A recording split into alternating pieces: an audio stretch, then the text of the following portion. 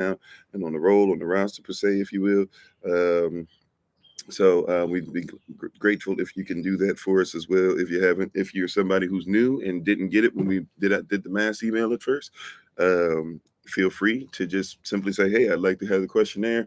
I know that I need to get it to a couple of you. I've talked to you already. We've been having some people come on that are newer now, and I'm so thankful and grateful that we have a little bit of a system in. Still working out the kinks. It's not perfect yet, but it's definitely making life easier. The shirts, I was trying to give out prices. We had some people asking about prices just to give you a heads up with the prices and stuff. Um, Having a whole issue with the system, and I'm going to talk to my wife about it because she's better with some of the back end stuff on that. But we're actually having an issue with the system now. It's not even us. It's actually we were looking at trying to get this stuff out yesterday and start being able to send this stuff out to you. And the system that we're using is messed up. So we had to make sure that our system is correct, or if we're going to do it ourselves, we got designs and everything taken care of, and we need to talk to Brother Jermaine a little bit more and some others that are helping with designs. And we have some designs of our own that are already out here, but we want to make sure that we just got to make sure that some things that are going on online, really with the website that we're using, all of a sudden, I think when they made changes to the site, it kind of messed everything else up. So we're gonna have to double check on some things. Hopefully that'll be taken care of, you know, this week. So this week we can go ahead and do that. The music stuff is up already, so we'll have more information regarding that. But thank you for your patience on that. We're in part 6 today of this series, so let's go ahead and get into it. I think we got everything together for the most part, except for the podcast, which is giving me weird stuff. Okay, here we go. Alrighty, so thank you for everybody for being on, and I'm excited. Let's go ahead and get into this for today.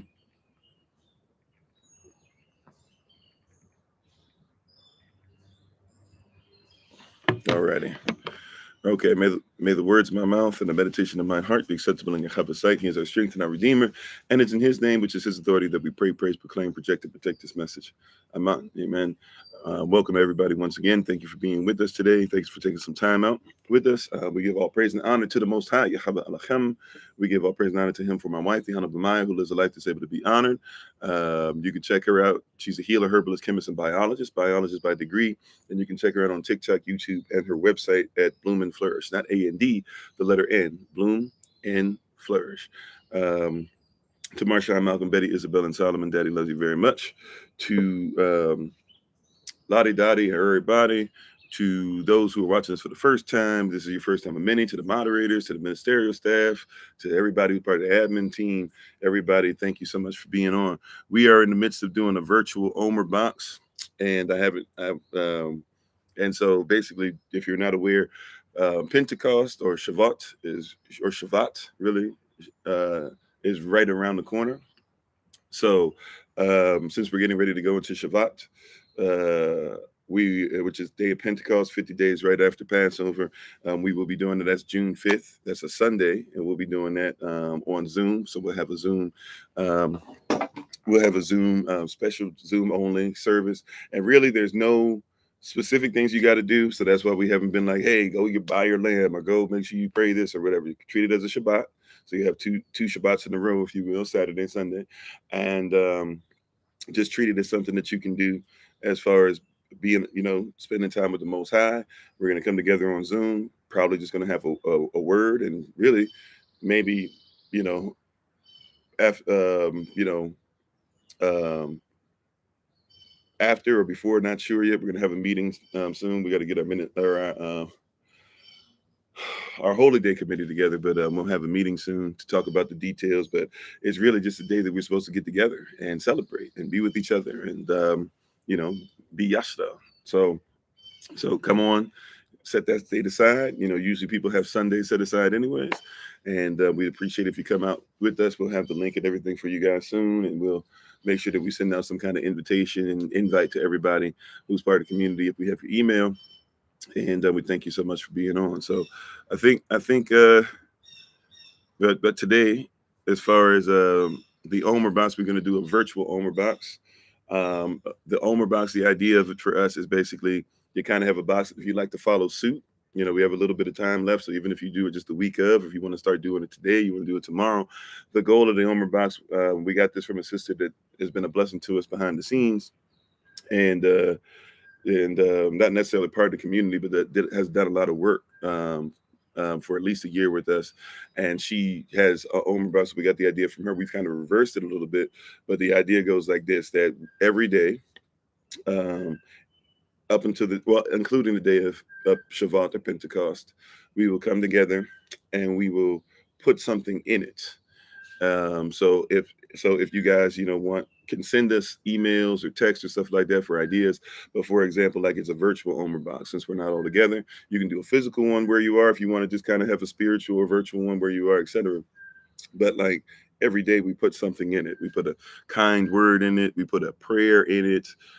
We put love in it. We put a scripture in it, maybe something like that, and we can have something listed, right? So those who are on Patreon will probably use Patreon as a place to be able to make sure that we list those things out every day that we're on. I'll try to make sure that I have a list that I'm using, right? And so we have a list for today that we're starting off with our Omer box. And the Omer box for today, what we're going to put in is we're going to put in unity. Okay, that'll be what we put in today to the Omer box is unity, right? Since we're supposed to come together, right? First thing that we would have put in is unity. So we put in unity, and thankful to the Most High. And what we'll put in today is unity. So tomorrow we can put in something else if we want to put in the scripture, if we want to put in the prayer, right? But we put in unity because how great, how legal it is, how constitutional it is, how good and pleasant it is for us to come together, to brothers even specifically, right, in that scripture, but for us as Yashadel to come together in unity, right? We'll talk about that today and put it in the Omer box. That'll be in the virtual one. That's our first one we've got from now all the way to June 5th. So once again, if there's things that you feel, if you say, hey, if you want to call us, text us. Well, text us is better as far as listing, but if you want to text us, email us, hey, I have a suggestion. What about this or whatever? And we'll put those things that you guys ask into our Omer box. All right. And don't forget, before we get into this as well, those who are in the Central North region, we've already kind of sent out the stuff. But if you're in Chicago, if you're in Detroit, we have somebody coming from Ohio. If you're in, Michigan, Indiana, those areas, whatever, if you feel like you're close enough and you want to come visit, we'll be in Chicago the 27th to 28th. We'll be in Detroit the 29th and 30th. Detroit will be arriving late on the 29th. So if you still want to say hello to us, feel free. But we'll be in Detroit the 29th to 30th. And on the 30th, we'll actually be, spend a good part of the day together to make up for our arrival late. So if you'd like to be able to come there, say hello, say what's up, spend some time, all that great stuff.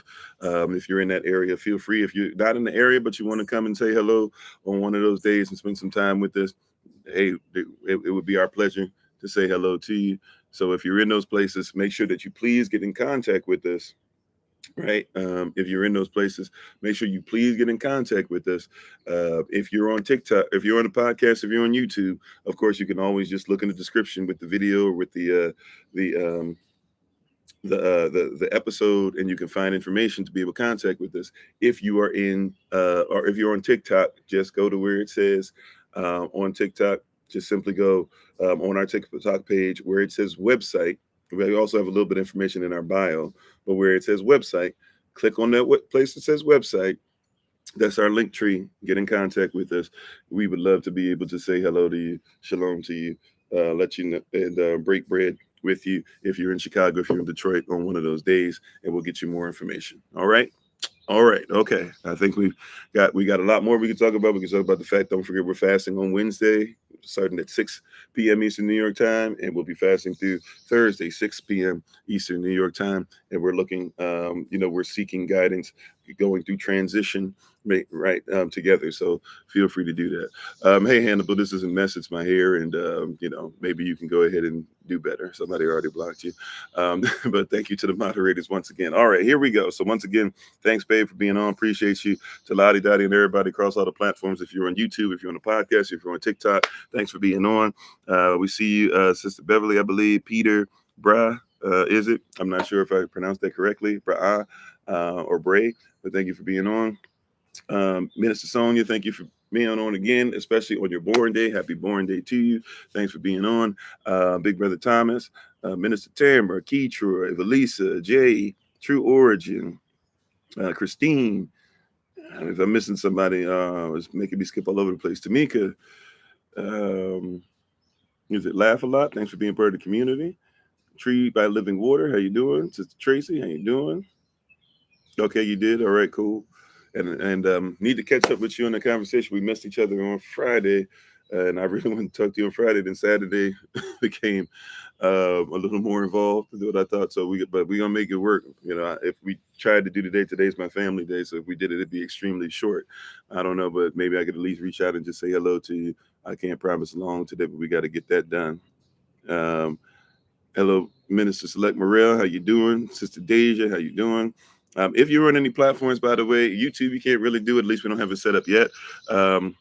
If you're on with us as far as the podcast, if you're on the podcast, you can feel free to call in and we can listen to your calls. If you're on TikTok, unfortunately, you have to have, I think, 1,000 followers or whatever to be able to come on. But if you want to be able to say something on TikTok, ask a question, if we know who you are and you want to be in line with the topic for today, feel free to go ahead and call in. We are doing our FAQ series, frequently asked questions. How you doing, Oil Goat? So thank you to everybody for being on. We appreciate you. We're honored to have everybody on here. I'm on. All right. So we put Unity in the Omer box today. Thanks for the reminder of my wife to make sure that she said, hey, you guys got to make sure you said the fast. So it's going to be Wednesday. We're looking at Wednesday from 6 p.m. to Thursday, 6 p.m. Remember the evening and the rising. So Wednesday, which is technically Thursday, right, for us, but Wednesday at 6 p.m. Eastern to Thursday, 6 p.m. Eastern. If you want to do 6 p.m. your time, like if you're Central Time, you want to do 6 Central to Wednesday 6 Central to Thursday 6 Central. That's on you. I'm just going by Eastern Time. That's where I am. If you want to do it the same exact time I'm doing, so we can all be in unity, that would be great as well. All right. So we thank you again very much for being on, everybody. Hello, Sister Nakia. How you doing? Hello, Sister Dawn. Hello, Jeremiah. Shalom to everybody. Shalom. All right, let us get into this word. Let us get into this word for today. How you doing, Minister Select Sharon, Minister Select Joseph? How's everybody doing? All right, let us get into this today. This frequently asked question today. I think we've knocked out a bunch of announcements now. Let's go ahead and get into these for today. So as far as today, when we talk about the frequently asked question for today, is the Bible authentic? Is the question. How you doing, Brother Clem? Thanks for being on. Is the Bible authentic? Right. Big question. And I won't be coming out of this book as much as I did yesterday, but just to make sure everybody can see. We've talked about this before. If you can, I'll leave this up for a few seconds. If you want to take a screenshot, I'm not going to leave it up that long, but this is the book we're coming from. I'm glad you asked. Dr. Ken Boa, Larry Moody came together. These books are still being sold. I think this book is over 30 years old. It's by the way, those of you who have taken or have done a little bit of an apologetics and ministerial training with us, this is a book on apologetics. So you have a book on apologetics. If you'd like to be able to study something, I'm glad that you asked. It's a great book. They don't share all of our belief systems. They are Christian. At the same time, though, it's a great way to look at some of the questions that are there, right?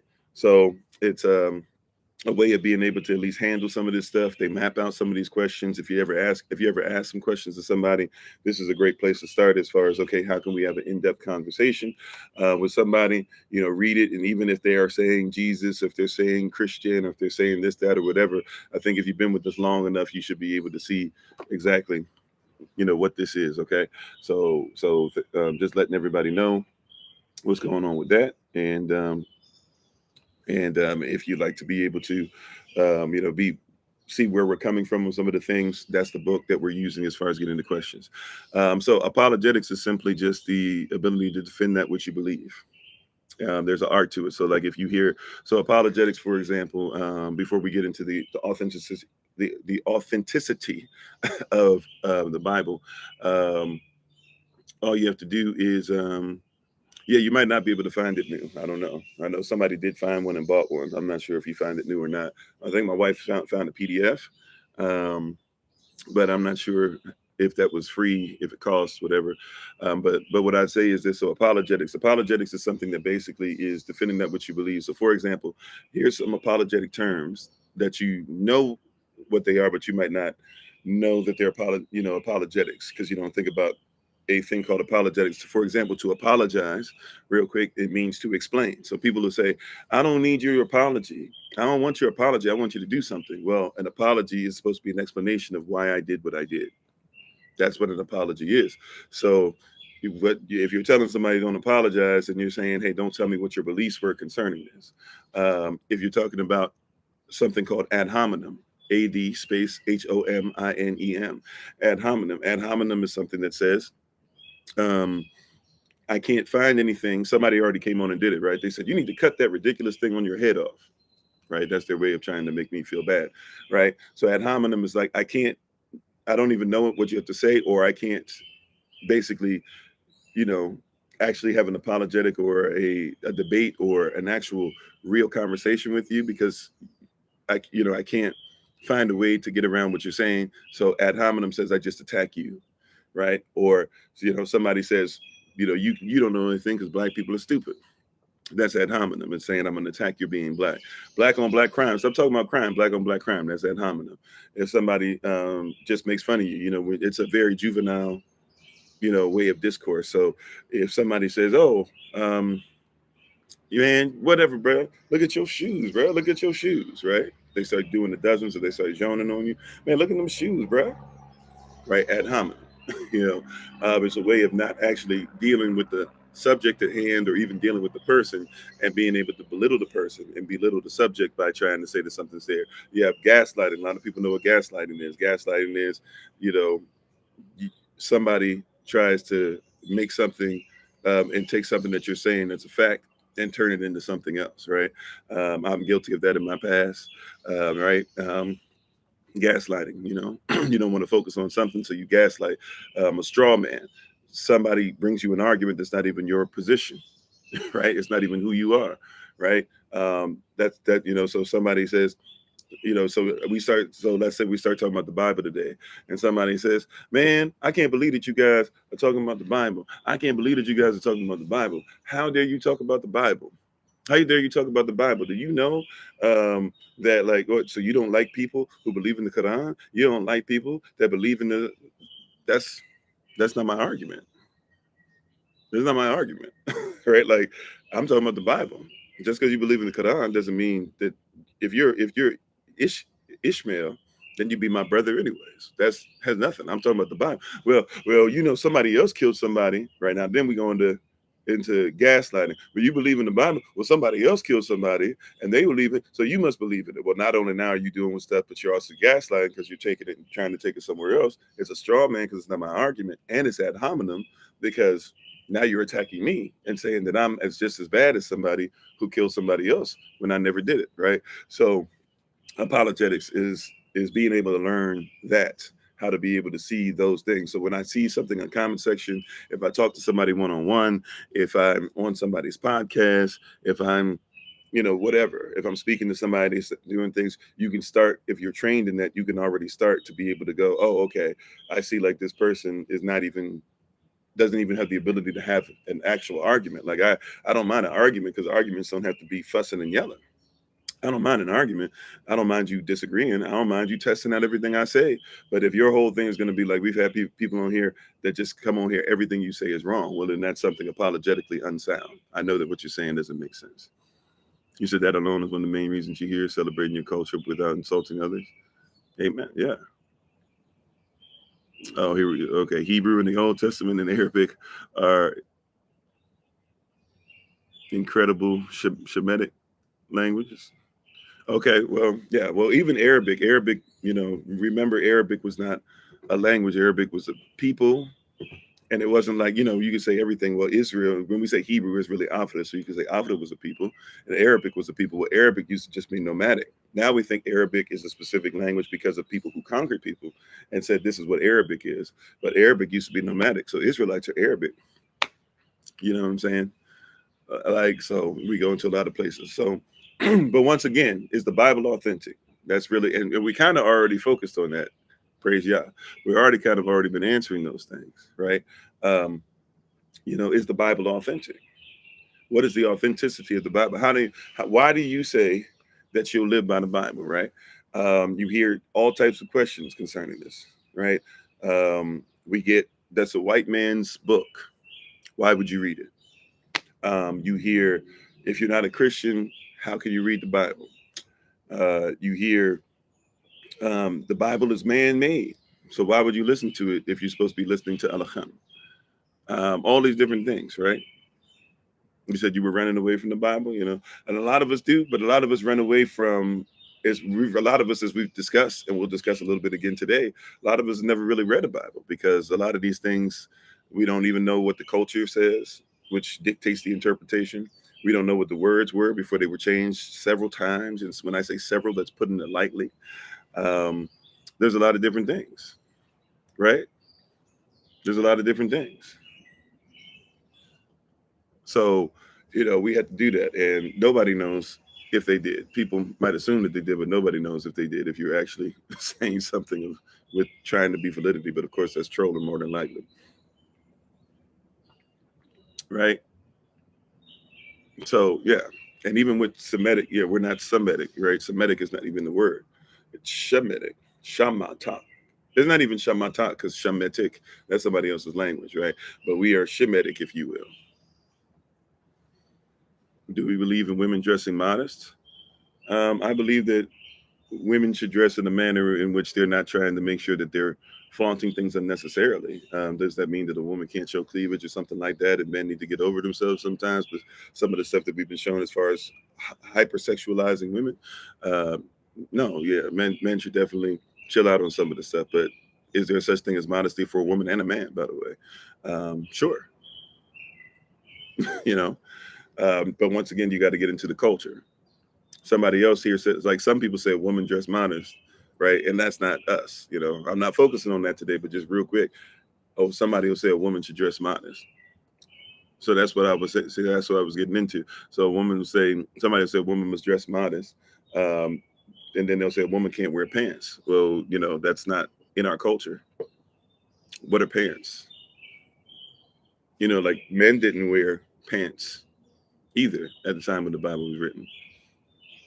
We don't wear what men wore. So if you're going to do that, then everybody who's saying a woman shouldn't wear pants, then a man shouldn't wear pants. But it's a different culture. People are bringing in different things. You see what I'm saying? But yeah, if you're on TikTok and you got questions and I don't get to them right away, feel free to use the Q&A box, and we'll make sure that we get that going to you or whatever, and we'll make sure that we take care of that and we think about that and we get that taken care of. So getting back to it and getting back into this context of, is the Bible there? There's so many different questions. Is the Bible authentic? And I think first you got to. Here's one of the things that we have to talk about. Well, let's go ahead. I was talking about this already, right? Yes, I am the follower of the Most High. If I'm talking about Tanakh, or the Torah, or the Bible, right? Yechava, Yashvai, Ravak Hakodash, etc.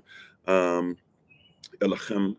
So, if we're going to talk about the Bible, right, and we're going to talk about its authenticity, first things first is was the Bible written before or after Christianity, right?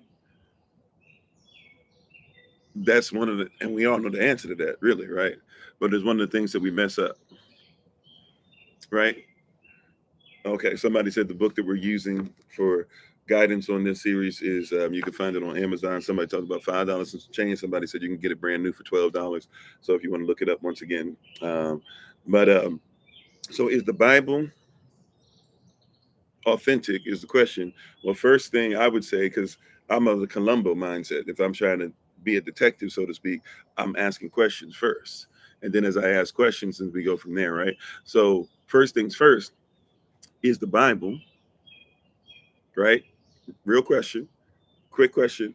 Is the Bible, or was it written before, during, or after Christianity? Kind of a trick question, right? But it was the Bible written before, during, or after Christianity? You said Kofi Columbo, right? It was the Bible written before, during, or after Christianity, right? The original, right? Before even the Septuagint and all that, you had 4 versions before that. They were all after. So it was written before. Problem is, when Christianity began to take place, you already had people that were changing some things. And then after that, now you have all these different versions, and they're not even based off of what the Bible originally meant, the proper interpretation. So, so if you're going to talk about the Bible, right, you got to talk about the original. The original precedes Christianity.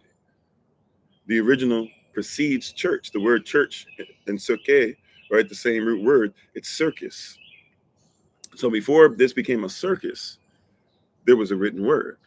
Yeah, you say Don, that's what I'm saying. It's a trick question. You can really say all of the above, right?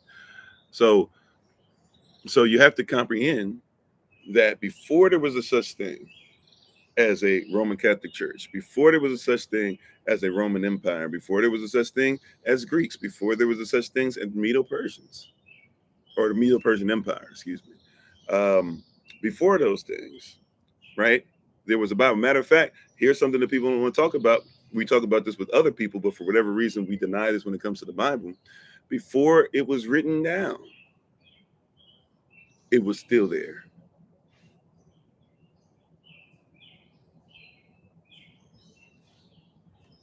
Amen, Millie. Yeah, neither am I. So, right. So we have to recognize that before it was even written down, this thing. Matter of fact, would if we believe in the Bible? How you doing, Sister Betty? Thanks for being on. If we say we believe in the Bible, before there was a heaven and earth, there was a Bible. Hmm. See, because we think in time. Before there was a heaven and earth, there was a Bible. And long after this heaven and this earth are gone, there will be a Bible. Now, some people go, well, you can't make that authenticity. You're being too esoteric or whatever. Okay. Right. Yeah. Well, then be out. Thank you very much for being on. Right. Or listen to see what I'm talking about. Right. Because we're talking about authenticity. I got a long time to go. But if you don't want to be patient enough to actually hear the position, then be out. Right. But appreciate you for being on. Right. And thank you for being honest and saying I'm out. Be out. But authenticity, right? The authenticity piece, right, is something that's there. And so if you're going to talk about the Bible, we're first of all talking about Terach, talk about Savar. See, people will say, you can't find the Bible anywhere in history. That's not true. Look for Savar. You can't find Jesus anywhere in history. Well, actually, that's not technically true either. But yeah, his name wasn't Yesus or Yesu, and there was no letter J. So look for Yashvai and see what you find. Look for the carving of Ishmael. Look for the carvings of Isaac. Look for the people who talk about Abraham or Abraham or Ibrahim. For you to say that there's no proof, it's usually because you're not cultured. Or I'm not trying to say you're not cultured overall, but I'm saying we're not using correct culture, right? But it's weird. We know before Kemet, there was Kush, and we know before Kush, there was Ham, or if you want to go to Afrique or Alkebulan, or you want to talk about going to East Africa and finding some things, or you want to talk about Put, or all these different places we can talk about, right? Before there was all these different places, and before there was even writing, people who are even saying, I don't believe in Elohim, will still say, well, we know that people spoke words before they wrote them, which means that why is it that when we talk about things that were spoken and passed down, we deny those? If you'll go off of what was spoken and then eventually was written down on papyrus, then why are we not to be able to do something that's similar with ours? Right? We get into these very weird arguments, and then so it takes us to a place where people go, well, that's man-made, it's man-written. But why are you using things that man wrote to disqualify what I'm saying But you'll say it's okay for you to use what man has written to qualify what you're saying, to disqualify me. But it's not okay for me to use what men wrote to qualify what I'm saying. And I'm not even trying to necessarily disqualify everything you're saying. It's a very weird place, right? It's a very odd place. Thank you, Minister Select Morel. Yeah, colonization, all those things as well. To Christianity is a reference to in Book of Acts, and many thought of them before as as a sect of Jews. Well, first of all, there was no letter J, so they weren't a sect of Jews. Jewish people were our people. Even if you look on maps and ancient maps, you'll see that there are people that are actually up north, way far further than the places that we're told that they lived and where they came from. Meanwhile, though, especially we're talking about Khazarian, we're talking about Ashkenazi, we can definitely pinpoint where they were. Even the Bible pinpoints where they are, and that's why they are not Jews. Even by that word, they are usually going to run into people who are Jewish, right? Like blue is not the color. Bluish is saying it's kind of like blue. So even in that, we see some stuff, right? But what I'm talking about specifically is if you're talking about Christianity, the word Christian wasn't even used when the original Bible or Tanakh or Torah or scrolls or Savar was even written, right? We know that. We know that, right? Like we know that's the case. That so when we're talking about the Bible, right? And these are frequently asked questions. I don't mind people asking some of those questions or whatever because I get it.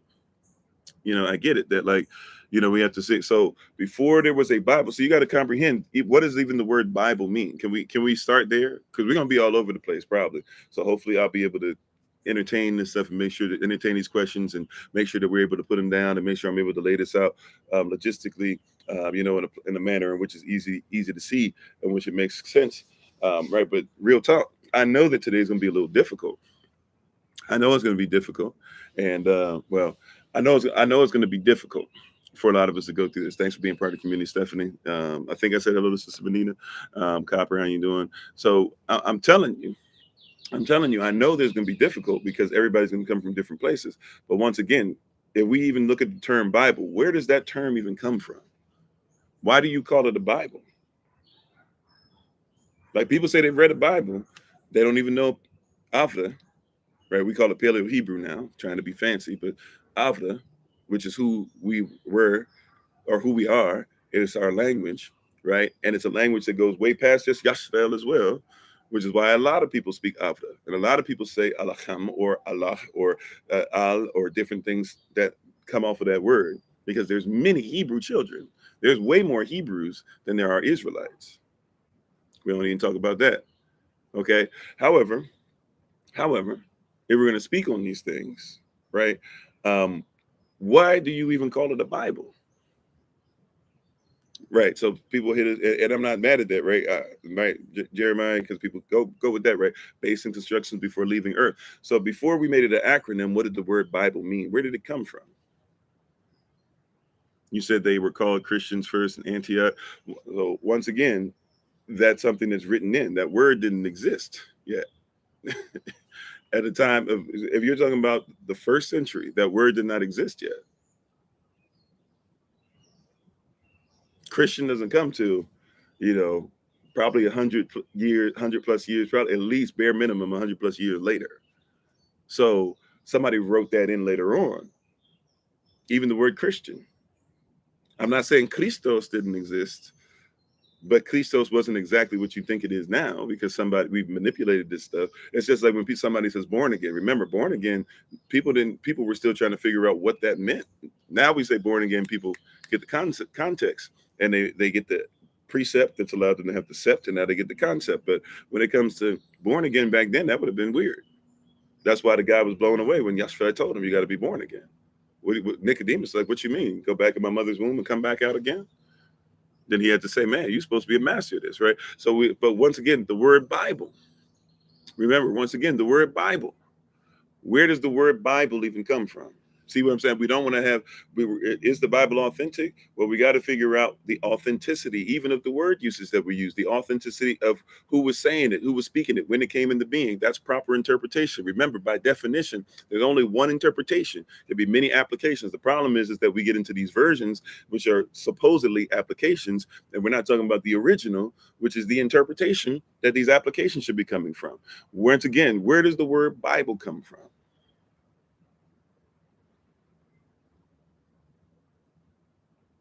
You see, if we don't comprehend that, we already miss the rest of what we're talking about. Where does the word Bible come from?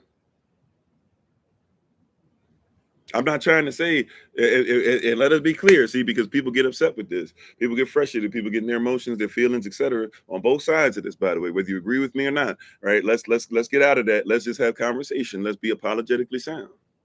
Right? Where does the term Bible come from? The term Bible comes from a place called Biblios. And in the place where Biblios was, the city, they were the first people to make these things that you call books. Now you call them books. So anybody who had this new book form to where it wasn't a scroll out, or it wasn't, paper on paper on paper, or it wasn't something chiseled in stone or whatever people were using, right? It wasn't papyrus, but even Kemet, who had papyrus, they didn't necessarily have it set up the way that we have it set up now as far as the books. So somebody came up with an idea to bind these things together in book form, and that was in Biblios. And therefore, all these people from all these different cultures and places, they sent things to Biblios, or sent people to Biblios to figure out how to write their books like them. So the only reason you call it a Bible is because it's a set of books. That's all a Bible is. The word Bible, it comes from Biblios, and they were able to take a bunch of books and put them together, right? And they were able to make them into what's called a set of books. So the word Bible just means set of books.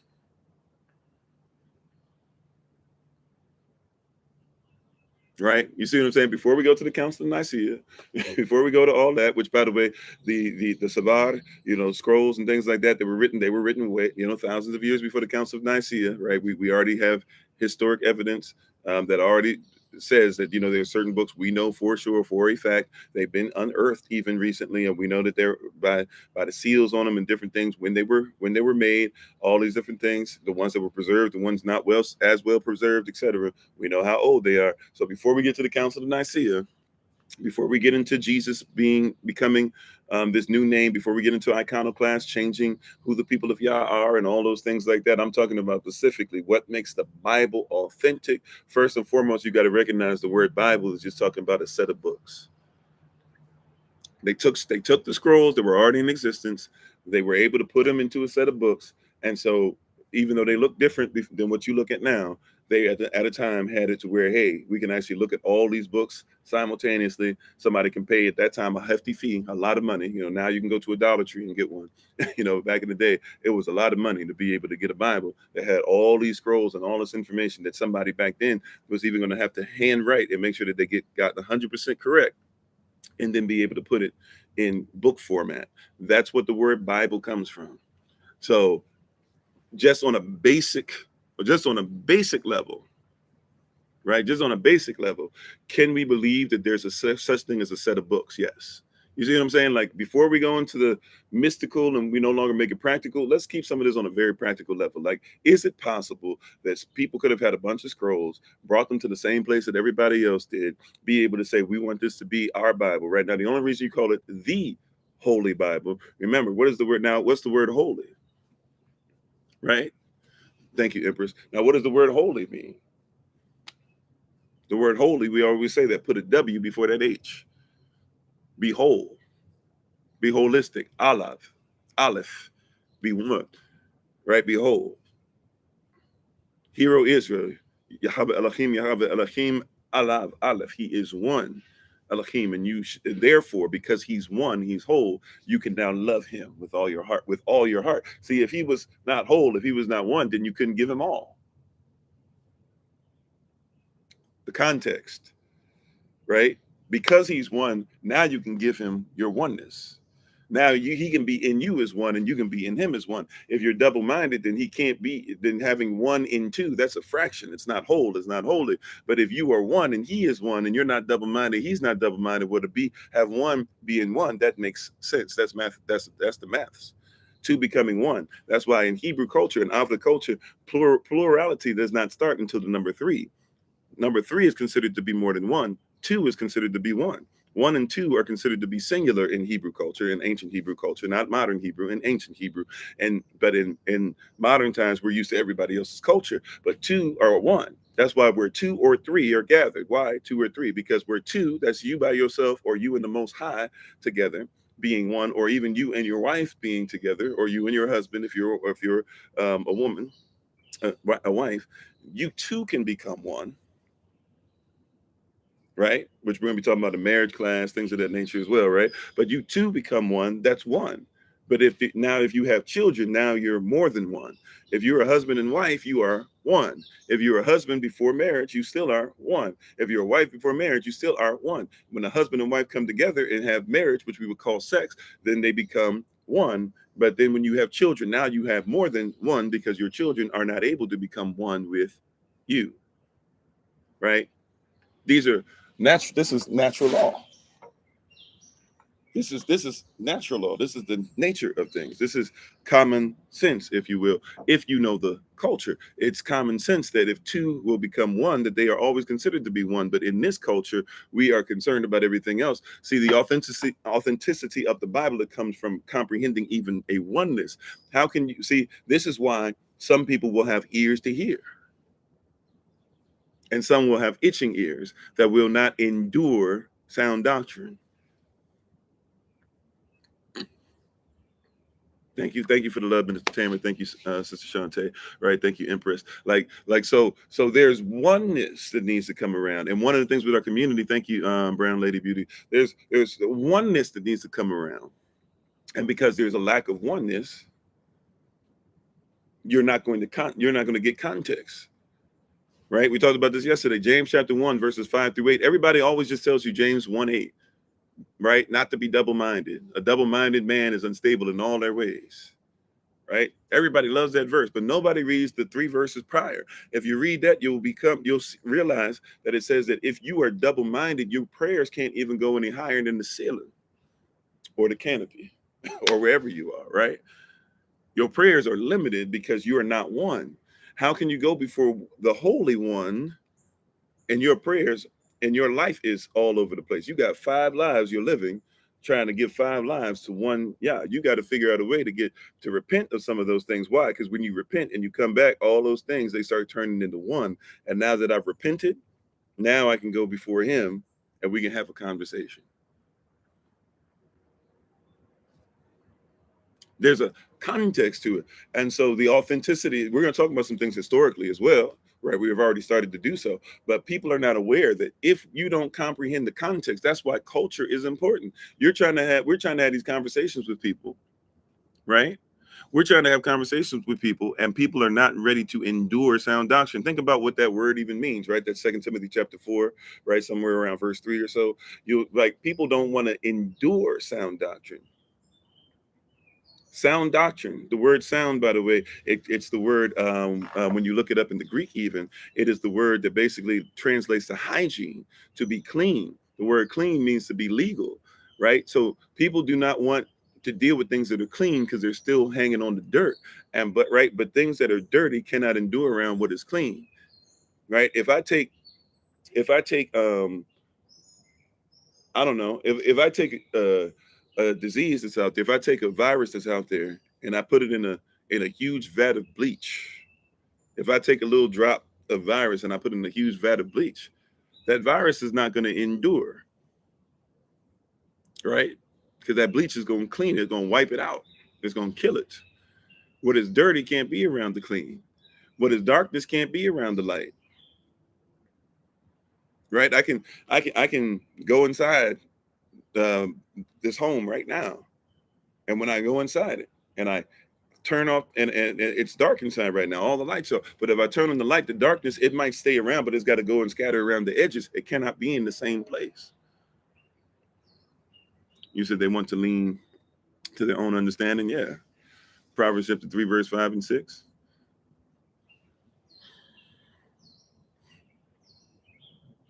Yeah, like lean out to your own understanding. We just talked about that a couple weeks ago on the Early Rise of Bible Study session, right? But we're in this place. Like, so when it says they won't endure sound doctrine, it's literally saying that they won't clean themselves up. They won't be legal again. Remember, every sacrifice that had to be given, right? People just think, oh, you just kill a lamb or something. They had to inspect the lamb or the bull or the heifer or the red heifer or the turtle doves, whatever it was, the goats. the kid, whatever it is, they had to. And when I say kid, because we go into Greco-Roman stuff, children are children, kids are baby goats. Okay, so when I say kid, I'm talking about a baby goat. All right, just to make sure, right? But they had to, whatever they use, they had to be able to inspect it first to see if it was clean. Then even after it was killed, sometimes they still, depending on what kind of sacrifice it was, they might have to even turn it inside out because they wanted to make sure there were no legions. They wanted to make sure there was no cancer. They wanted to make sure there was no dis-ease, because if it was unclean, that meant it was illegal. That's why, we had this weird thing, and when a woman's on her period or whatever, and people say, see, you guys are chauvinists, you're saying a woman can't sleep in the same bed, blah, blah, this and that, or whatever. Like, people don't even comprehend the culture. Like, in our culture, a woman might have been, and by the way, this is not just Israelite culture either. It's weird people don't study the story, or they go off of his story, but don't even look at his story where it says this. If you look at that, there was the master bedroom. The master was supposed to be the teacher, and husbands had master bedrooms because a lot of them were supposed to teach the family, right? It didn't mean that the husband and wife never slept with each other, but it was not an uncommon thing, depending on how much money you made, of course, too, helped, right? But it was not that uncommon, as uncommon as you might think, that a husband had a bedroom and a wife had a bedroom and each child had a bedroom, right? And therefore, when the husband and wife came together, remember, see, there's this thing called mansions. We were into making sure that families had homes and stuff that kept on going. A mansion was an add-on. If you got married, the wife, she went and prepared herself. The husband would go, before the marriage happened, to the marriage ceremony, and they actually slept with one another. He would start building a home, and the father, it would be an add-on to his father's house, right? And so when the father said, son, okay, make sure you get her a kitchen, make sure that you got enough room for your children, make sure you got this, it would be an add-on.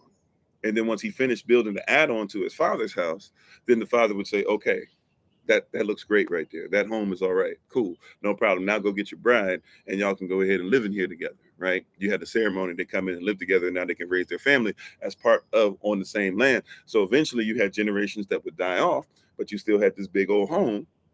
So you had many different rooms because you had mansions that were in all these rooms. So the husband had spaces, the wife had spaces. You know how, like, men like their caves, and women want a place for the powder room versus her own bathroom versus the place for the closet and all that. When you got space for all those things, when you're continuing to add on to what people had before you, right?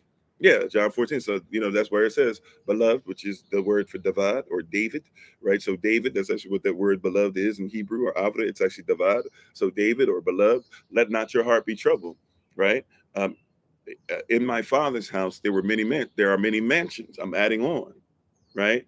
No, that's why he says later, no man knows the date and the hour in which except the Father. Why does no man know the date and the hour? Because the person, he's saying, even the Son of Man doesn't know. Why? Well, because the Son of Man goes back and he builds the mansions. And when his father says, okay, the mansion's great, then he gets to go back for his bride and bring her into the mansion, bring her into the add-on to the Father's house.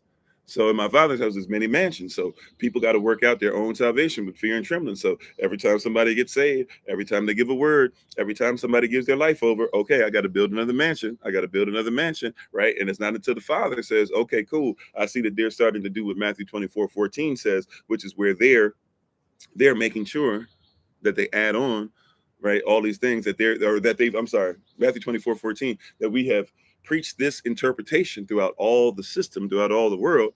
Then the Father will say to the Son, now go back and get your bride. Right now, things are ready. Now I know what we're doing. See, so like, we don't comprehend it. It's hard to make the Bible authentic to those that don't comprehend culture.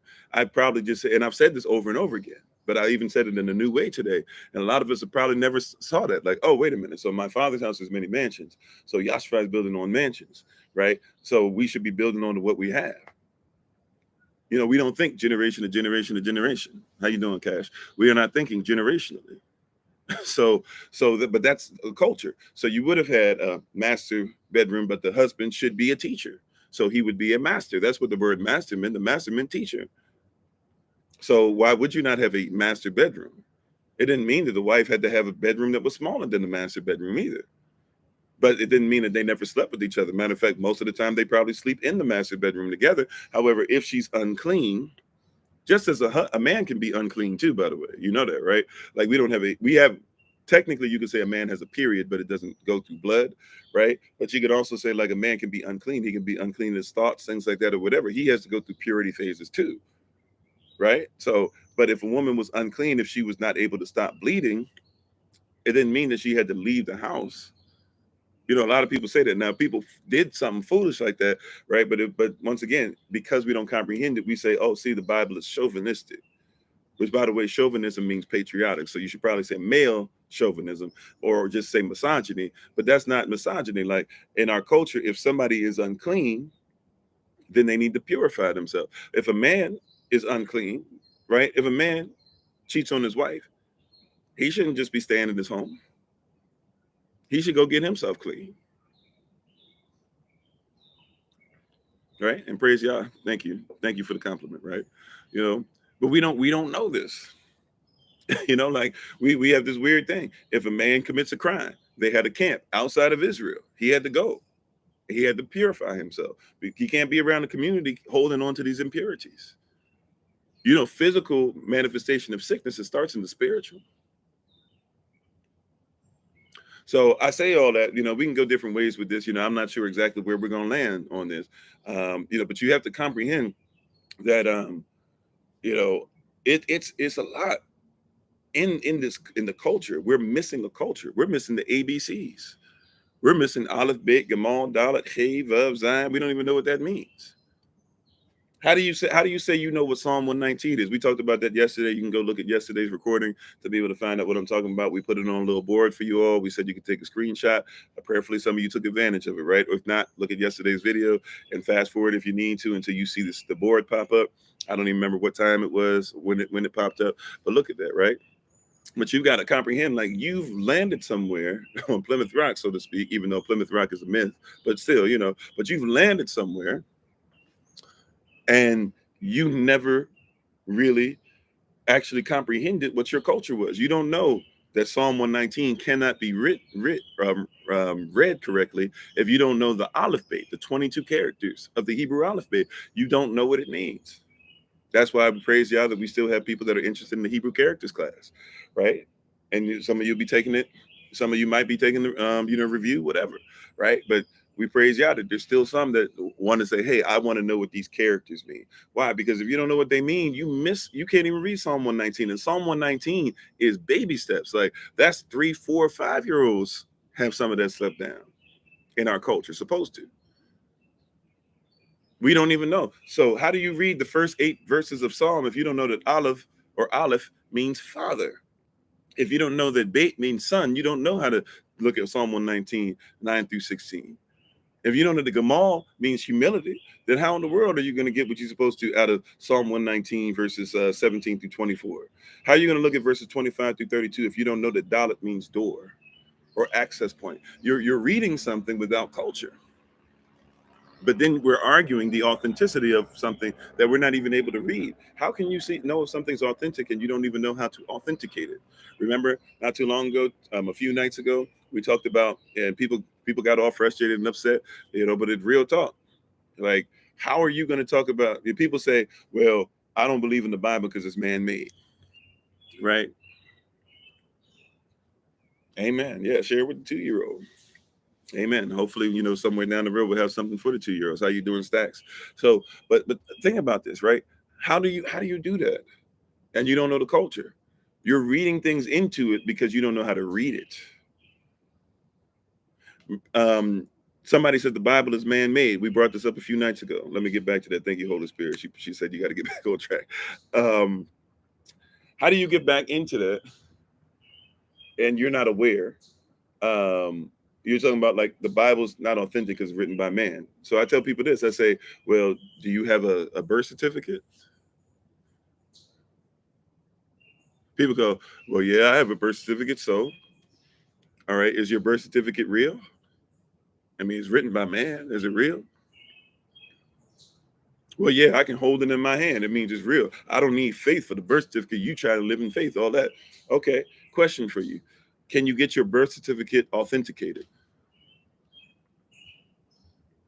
Well, yeah, I mean, yeah, you can get it authenticated, but right. And so I was like, well, if something was real, why do you need to get it authenticated?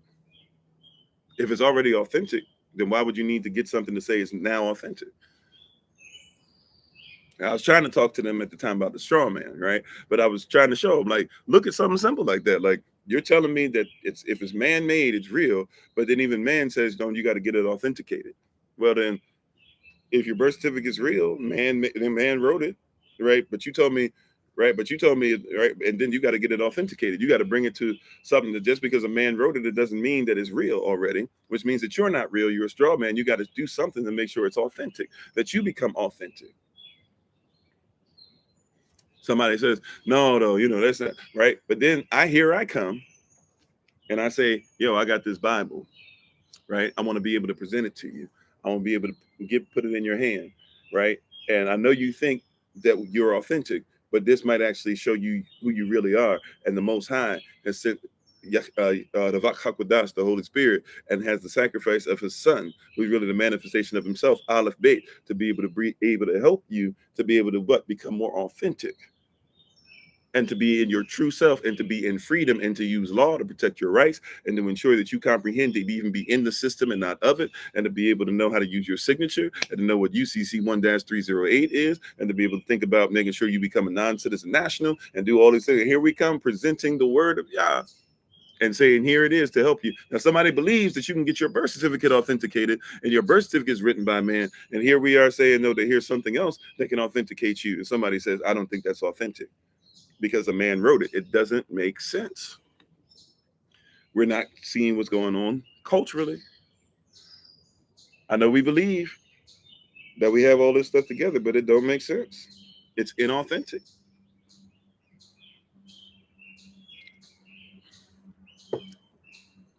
It doesn't make sense. Right? And then here's the deal.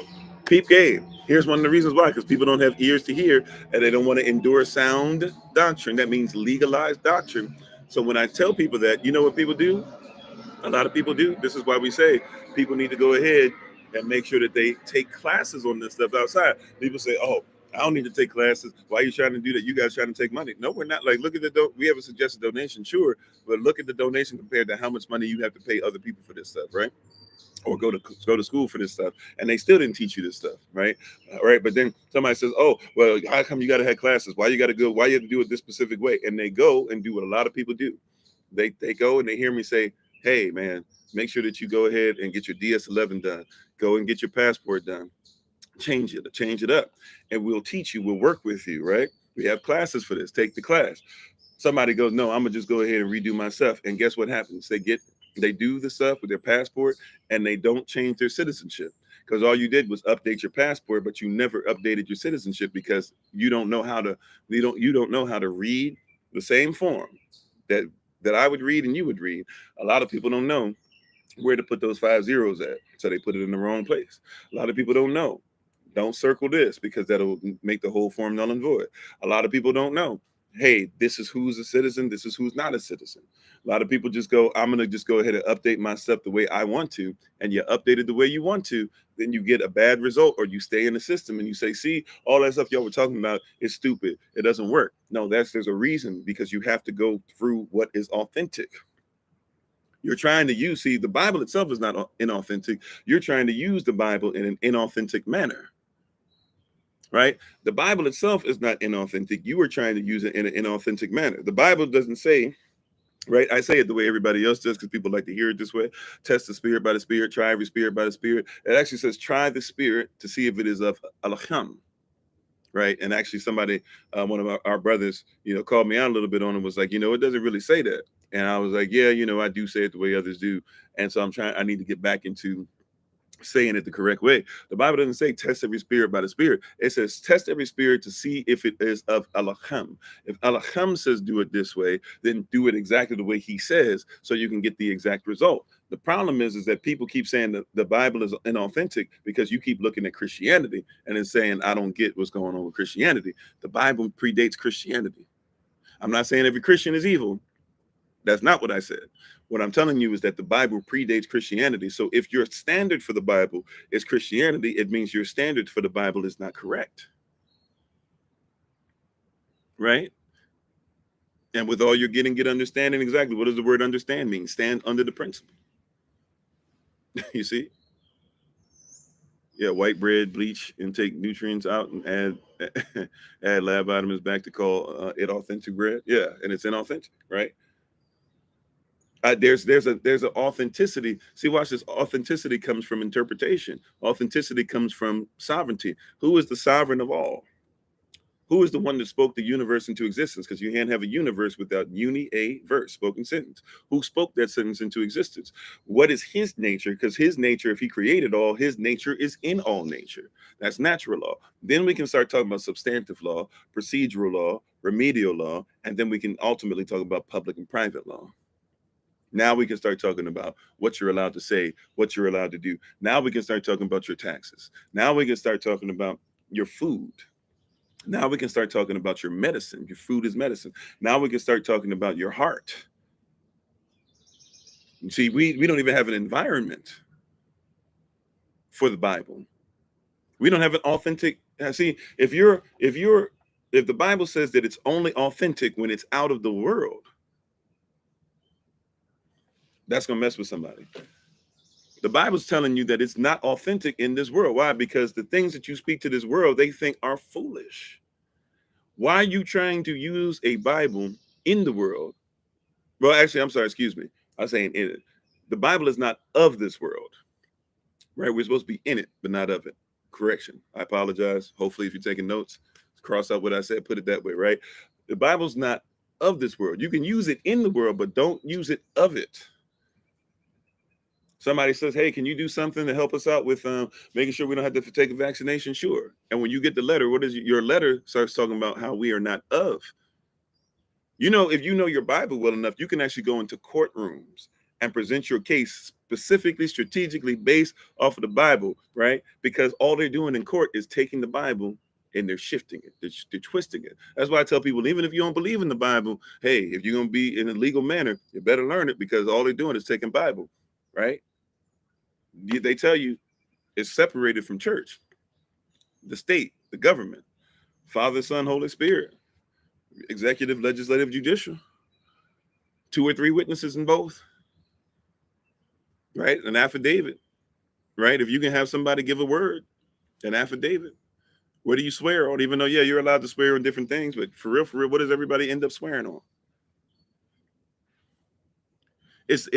They're twisting the word, and you're living in a twisted place. You're in an environment that's not of the Bible, but you're trying to use the Bible as if it's of the environment you're in. You got to be able to figure out, how do I use the Bible in the environment, but not be of it? This is something simply called an ambassador. Now we can start talking about, when does the Bible become more authentic? See, the Bible is more authentic to an ambassador than it is to somebody who is part of the world. That's a word right there for somebody. That'll preaches, right? You're more concerned with being an ambassador. I'm sorry, you're more concerned with being a citizen of this world, and then trying to make sure you use the Bible instead of realizing you're an ambassador. See, ambassadors are under different rules than you. If you're a citizen, you can't be an ambassador. That's why a citizen cannot be a sovereign. There's no such thing as a sovereign citizen. Either you're sovereign or you're a citizen.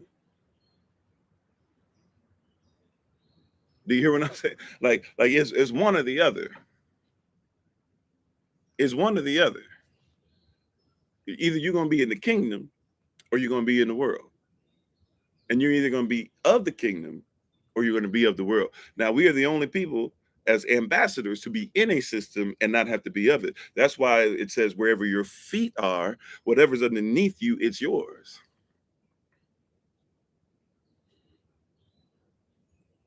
Wherever your feet are is yours. We have a whole class on sovereignty. So today's not about sovereignty. Today is about frequently asked questions on the authenticity of the Bible. We speak about sovereignty here or there. Long story short, like I just said, a lot of people misuse it anyways, because they won't simply just actually say, let me study it within itself. So I could give a lot of stuff and we still not be on there. So we do have classes. We will probably come back to it. We do talk about sovereignty often, but there's only so much I'm gonna be able to say and actually give it due justice within the conversation that we're having, right? So when you're talking about sovereignty, though, you got to comprehend, like, a lot of people are not recognizing that sovereignty, you have to get sovereignty from somewhere else. Somebody has to approve your sovereignty. Somebody has to approve your micronation. Somebody has to approve who you are. Somebody has to approve. See, people are out here acting like I can do whatever I want. No, you can't. No, you can't. Yeah, I can. Who you to tell me what I can and can't do? Nobody can tell me what even my mama don't talk to me like that. Even my daddy don't talk to me like that. Okay, fine. Do whatever you want and do it in front of police officers and tell me if you going if it's how it's gonna work out for you. Okay, sovereigns don't disobey law, and that's what a lot of people like to do. That's why I have to be careful what we put out, because I comprehend that there's a lot of people who will mess their lives up because they don't know how to do things. It's like being with a child. Obviously, I don't shave anymore, but if you shaving, and there's a time with some of my younger children, I did this as a younger child. I saw a razor and tried to shave myself and messed up all my skin came off, right? So basically, I realized like, yeah, I can't just be shaving as a young child. So as an adult, right? If I'm shaving, I don't leave my razors and stuff. Or when I did shave, now I'm not a razor doesn't touch my face or my head or anything anymore. But when I was shaving like that, you have to.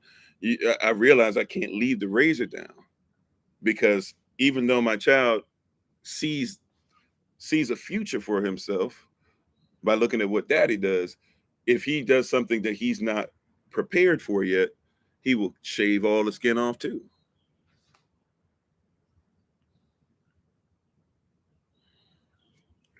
So when we're talking about the authenticity of the Bible, we got to start talking about cultural context. Authenticity of the Bible. People keep looking at slave Bibles and trying to have conversation about them, right? Like we're having, like people say, well, what about the Bible? The Bible says this about slaves and blah blah. Do you know that the word slave didn't exist when the Bible was written? So if the Bible's talking about slaves, how are we talking about, like, Slavic people weren't even in existence yet?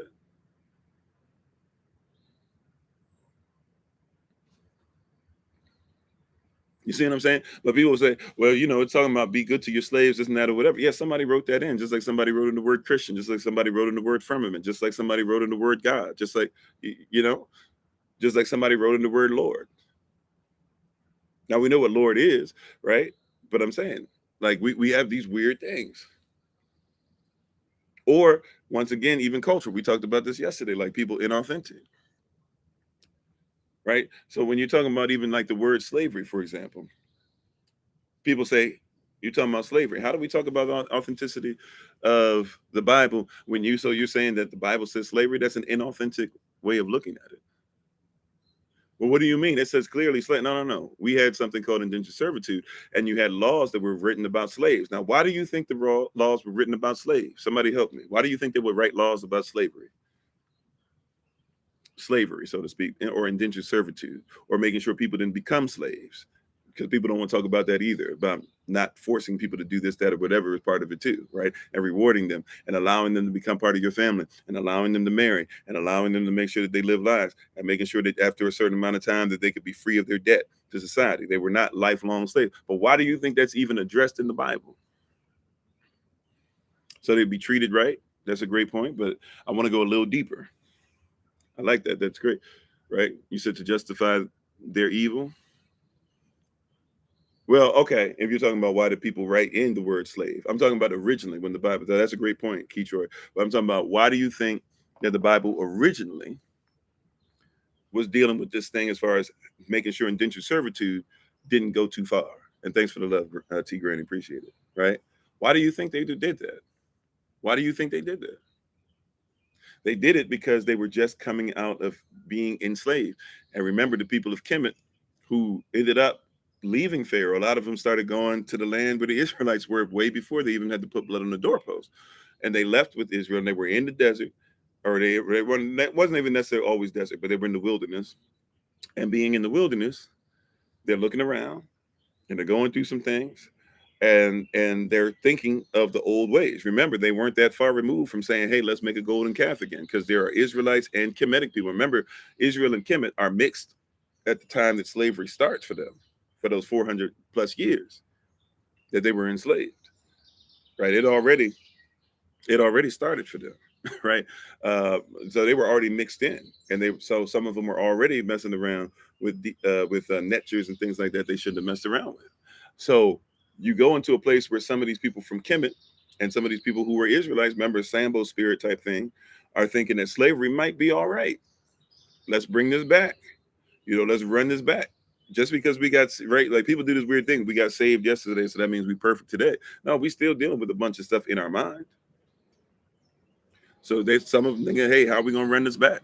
How are we gonna make sure we keep these slaves? Right? How are we gonna make these things work? How are we gonna do these things? And what happens when we do these things as far as slaves? So the Most High says, nope, let's deal with this. Let's make sure we deal with the mind. Exactly. Let's make sure we deal with the mind, the heart, the soul, the spirit, all these great things. Let's make sure that we write this out. Laws to protect rights. Laws don't give rights. Laws protect rights. Everybody has a right to be free. So what do? We make a law. We start saying, hey, laws. Now somebody else later on putting the word slave, but they were talking about indentured servitude, which by the way, you're in indentured servitude now. Some of y'all slaves, for real, if you want to go by the definition of slave, right? Because there's slaves, there's serfs, there's freedmen. I don't even know if that's what you would call them, but there's slaves, there's serfs, there's freedmen, there's lords, and then there's kings. That's the 5 levels to this. You have kings today. They're the people who are over your capital, right? The people who are over your capital are the kings and queens of capitalism. After your kings and queens, then you have lords. The lords are people that are high ranking and they work for the kings and queens. They ain't quite kings and queens, but they get to do a lot more than you do. Then there's freedmen. Now the freedmen historically had to live outside of the city, because if you were going to be in the protection of the Lord, you had to be an indentured servant. You had to be a serf. So somebody who was free usually had to be outside the system. They might be able to do some business in the system, but they couldn't be of it, because you can't be free and be part of the system at the same time. You can't be sovereign and then not be and then say that I'm gonna live in your sovereignty. If I come in as a sovereign, I had a limit to what I could do, because they would say, hey, you got to separate yourself.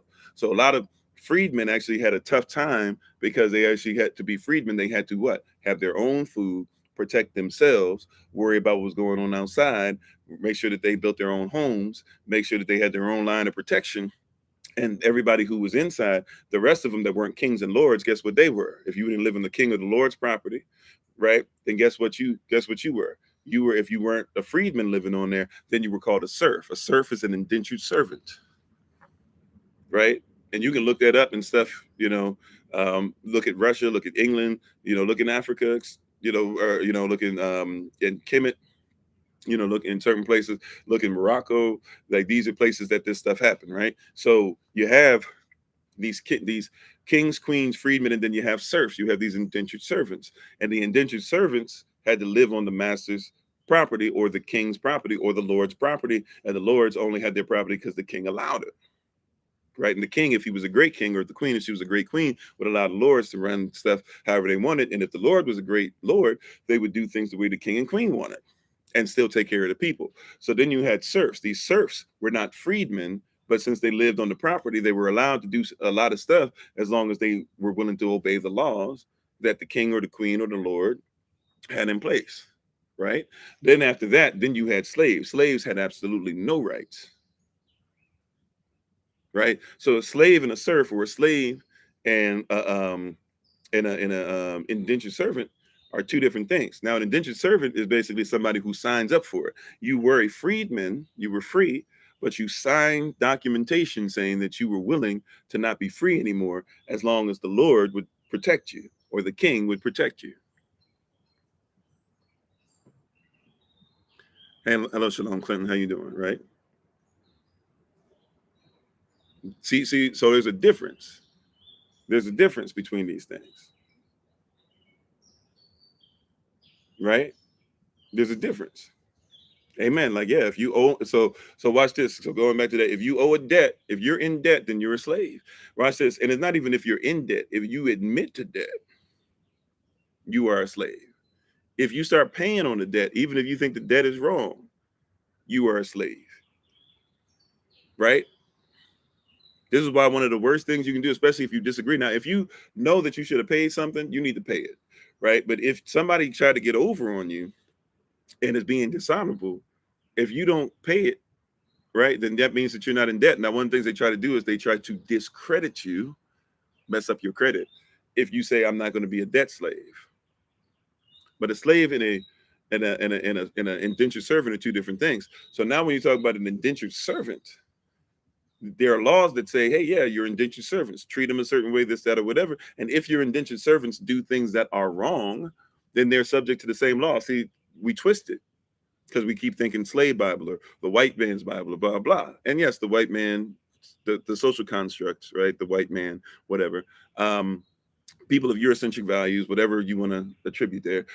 In the time of chattel slavery, and even, well, no, I won't even say even before, the whole time of chattel slavery, but in the times of chattel slavery that people keep bringing up as if that's the only story that exists. Yes, we have to realize there was a slave Bible. Yes, we have to realize that people were mistreated just because of the color of their skin. Yes, we have to realize that women didn't have rights. Yes, we had to realize that our men and women were even men and women, and they were heavily pressured into sex, if I can say it that way. I can't say the R word, but so many times. Right, but in all these different things, like we realize that, right? But that's not what it's talking about. In the Bible, it said everybody out there was free. Everybody had just left Kemet. Some people had been slaves, some people were indentured servants, some people were lords, but everybody was together. So you had this mix of cultures, and you had this mix of positions. You have this mix of classes that are coming together, and so they immediately start saying, hey, just the way that if you're somebody who's making money and you sign a contract with somebody and an indentured servant, if they do wrong, right, just like we could do wrong to the person that's a freedman, right? If a freedman killed somebody, if that freedman couldn't go outside of the camp and go to a certain place and get there fast enough, they could kill that person who killed somebody. They could. So just as that happened with them, hey, if somebody's working for you and they do something wrong too, they need to have the ability to go to the same place. But also the same way that if you're not bothering anybody and you shouldn't be bothered, then if your indentured servant ain't bothering nobody, then don't bother them. It wasn't a law that was like, hey, because you're an indentured servant, you just do whatever. And when it says even stuff like indentured servant, now this is New Testament even coming up, but like, make sure that you serve your masters well, or listen or be obedient to your masters or whatever, right? People go, oh, well, this and that. Once again, they're changing the language. And even the word master, once again, doesn't mean owner. Master means teacher, but we don't recognize that because we're used to people telling you they're your master, because these people that taught you who you are now, they didn't have your best interest at heart. But back in our day, right? And when I say back in our day, back at the top of the Bible, you have to recognize that, like, you were actually a master. A master was supposed to teach you how to be your best self. I always talk about this. The working definition of education, here's a great working definition of education, is that I'm supposed to reach inside you, pull out your potential, show you what was already inside you, place it back inside you, and say, okay, let's see how we can work together to get your authentic self out, to always manifest what we saw inside. Right? That's what a master is supposed to do. A true master. Right? I'm not your owner. I'm not an owner of you. I'm a master. And I'm not even a master of you. If you call me master, I'm not your master. If you call me master, you're saying I'm a teacher. I'm not anybody's master unless they decide to learn. But even if they decide to learn, then the master becomes a servant, because I'm supposed to serve you. Any great master is a servant. Yahshua showed us that. He said, man, who's the greatest of everybody here at the table? They said, you are. He said, but I'm the one that washed your feet. He said, I'm the one that's serving you the food. You know what I'm saying? Like, a true master is the greatest master is the greatest servant.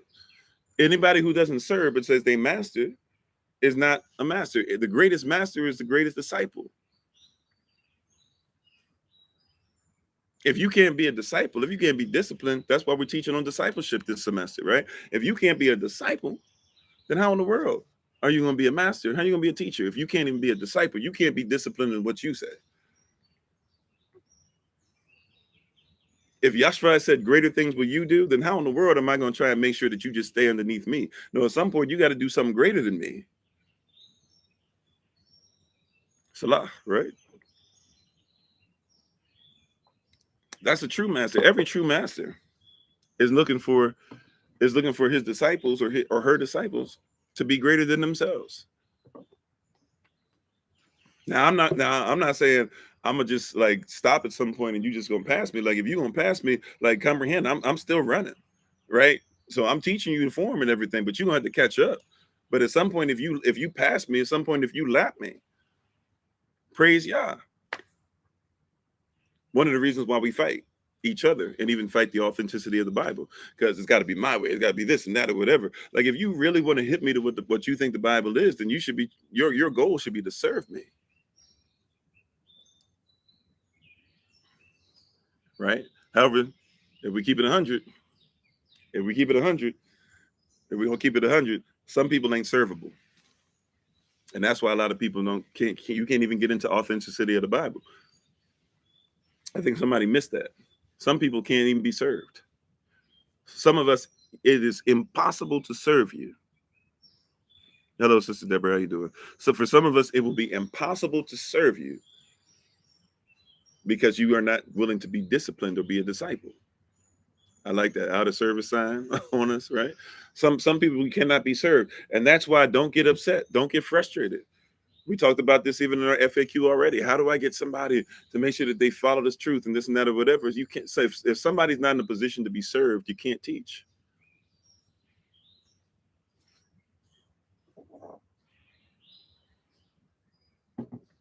And that might hurt some people's feelings, but it's real. If you're not willing to be served, then how can I teach you?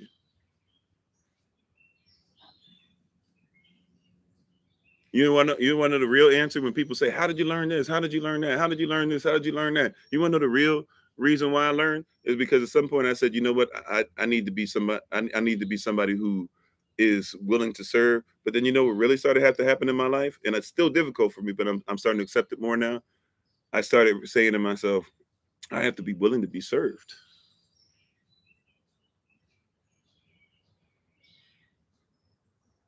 A pliable heart, yeah. The ground has to be great for the seed.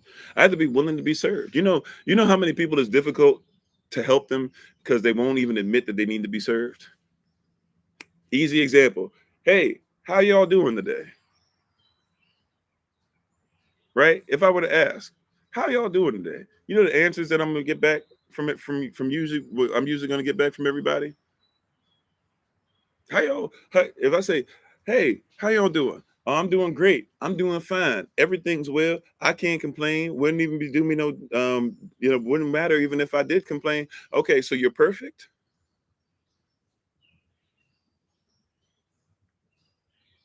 How can I serve you? How can the Most High serve you? How can the Holy Spirit serve you? And you don't have no reason to be served.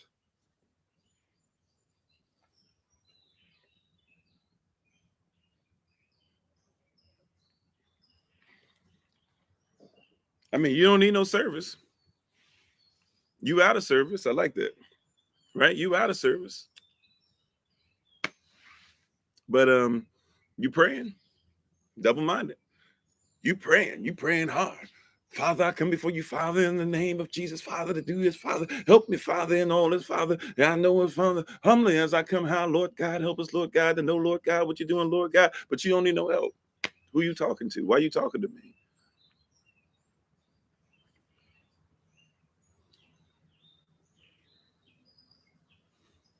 I mean, like, why are you praying? Why are you talking to me if you don't need help? You know what one of the most annoying things was be for a wife, right? Because I have a true wife, right? And I know it annoys her. You know what one of the most annoying things must be as a wife? And I had to learn to stop doing this. Men, we do this way too much because we've been trained to do this. I had to learn to stop. I had to learn to basically start admitting I need help and stop talking. And I didn't mean to do this, but we were trained to do this. We're trained to like speak and act like, but I'll just do it without you, blah, blah. I have that kind of attitude. No, like, when I speak to you, I'm gonna speak to you from a place of needing help. That's one of the most irritating things to a wife. Not every woman that's irritating to, and not people with a little girl mentality, but to a true wife who's trying to help you on your vision, and you say, so, and she come to you and she say, "What are you thinking right now?" And you say, "Nothing." That's one of the most frustrating things for a wife, boy. That's one of the most frustrating things for a wife. You said the wife can hear you; she's staring at you. I'm just saying, like that's got to be one of the boy. When your wife say, "What do you? How can I help you?" and you say, "I can't really think of nothing right now." Boy, and like she ready to say, she boy bye. She ready to hit you with the boy bye, right? Because she's there to help you, but you don't need no help. And then you turn around and say you don't submit, you don't blah blah. When she said, what are you thinking? She's saying, hey baby, tell me what I can do. That's what she's saying. Can I translate a little bit, ladies? Am I off? If I'm off, ladies, then you tell me I'm off. Queens, if I'm off, you tell me I'm off, right? I'm telling you what y'all have taught me. Because when I'm doing life coaching, y'all don't know it, but y'all be coaching me at the same time, right? So I'm telling you, like when I'm telling you, I'm translating. What you thinking about today, baby? Oh, I ain't really thinking about that. You know what your wife is? Can I translate something? Right? I'm learning still, right? But I'm getting better. You can I translate something? Your brothers, when your wife wants to cuddle, not even talking about after, after our activity, if you will, but when your wife wants to cuddle, or even if it's after the activity, you know why that's important there? It's important that can I translate? She look, all that stuff that you were doing, and look, it might have felt great. You might have done this, you might have hit the spot, all them things, whatever, right? All that's great. At the end of it though, she's just trying to see, will you secure her? Now that right after we did all this stuff, right? Now will you secure her for a second? Even if it's 5 minutes, will you make her feel secure? You make her feel secure. Now all of a sudden things begin to move, right? Like these are things that like we get off on. I'm not gonna get too far on it because we're not talking about marriage and sex and stuff today. We frequently ask questions about the Bible, but I'm just trying to tell you, like it's hard for people to be able to get this, right? Submit yourselves one to another. If she feels you would submit yourself to her by being willing to secure her, then she would submit herself to you. So when she comes out and watch this, she's saying, hey, what do you think? What are you thinking right now? How's your day going? When she's asking that question, what she's saying is I need to be secure in your thought. I need to be cuddled in your thought. Help me out to make sure that, hey, whatever it is, see, when you tell me the thought, when you give me the direction, see, a lot of people be like, oh, my wife, black women, they not submissive. If your woman come to you and say, what are you thinking? She's saying, hey, I'm trying to be submissive, so at least help me to be able to know from now on how to be guided by your thoughts. She's actually telling you what it is you're saying that you don't give to her, right? Anyways, we can talk more about that, but yeah, but you got to comprehend, right? And she's not submitting to you, a man. She submits to the mission. Amen. Yeah, I think Minister Tamara just said it, right? So remember, it's not submission; it's submission. If you don't give her a mission, then what can she submit to? She doesn't submit to you. She submits to the mission. She will submit to you because by submitting to you, she submits to a mission. But if you never give her a mission, then she will never submit to you. And if she's submitting to you without a mission, y'all gonna be in a bad spot anyways, because she ain't submitting to nothing. A man without a mission is not a man. At least he's not a husband. That's why they even got terms like man on a mission, you know. So make sure next time, when she come to you, anyway, we're gonna get back on track. But when she come to you next time and she says, hey, what is the mission? When she says, what are you thinking? When she says, how do you feel? Be ready and be ready to be able to say, hey, this is what's going on, right? And if you tell the woman from the biblical perspective what the mission is, if she's a wife, at least according to our culture, right? If she's a wife, guess what she's going to do? She's going to be in line with the mission, be in line with what? The word, the Bible. Excuse me, because she recognizes, because she studied on her own and she's meditated and she's loved the Most High and she has a relationship, right? And because she's had a relationship, like now she recognizes Bible. She's not submitting to you, she's submitting to mission. Okay. So, yeah, so it's important for us to recognize the authenticity of the word, but we can't think about the authenticity of the word if we're coming through everybody else's lens, because using something for your culture through somebody else's cultural prism makes it an inauthentic gaze, an inauthentic foundation. Amen, right? We all, I wish, you know what? I wish, like, and people don't, All right, can I be led by the Holy Spirit? I'm trying my best. I think I'm getting out of pocket and having confusion because I'm trying my best. Look, if I don't come back to some questions today, I promise you we're doing FAQ for a long time.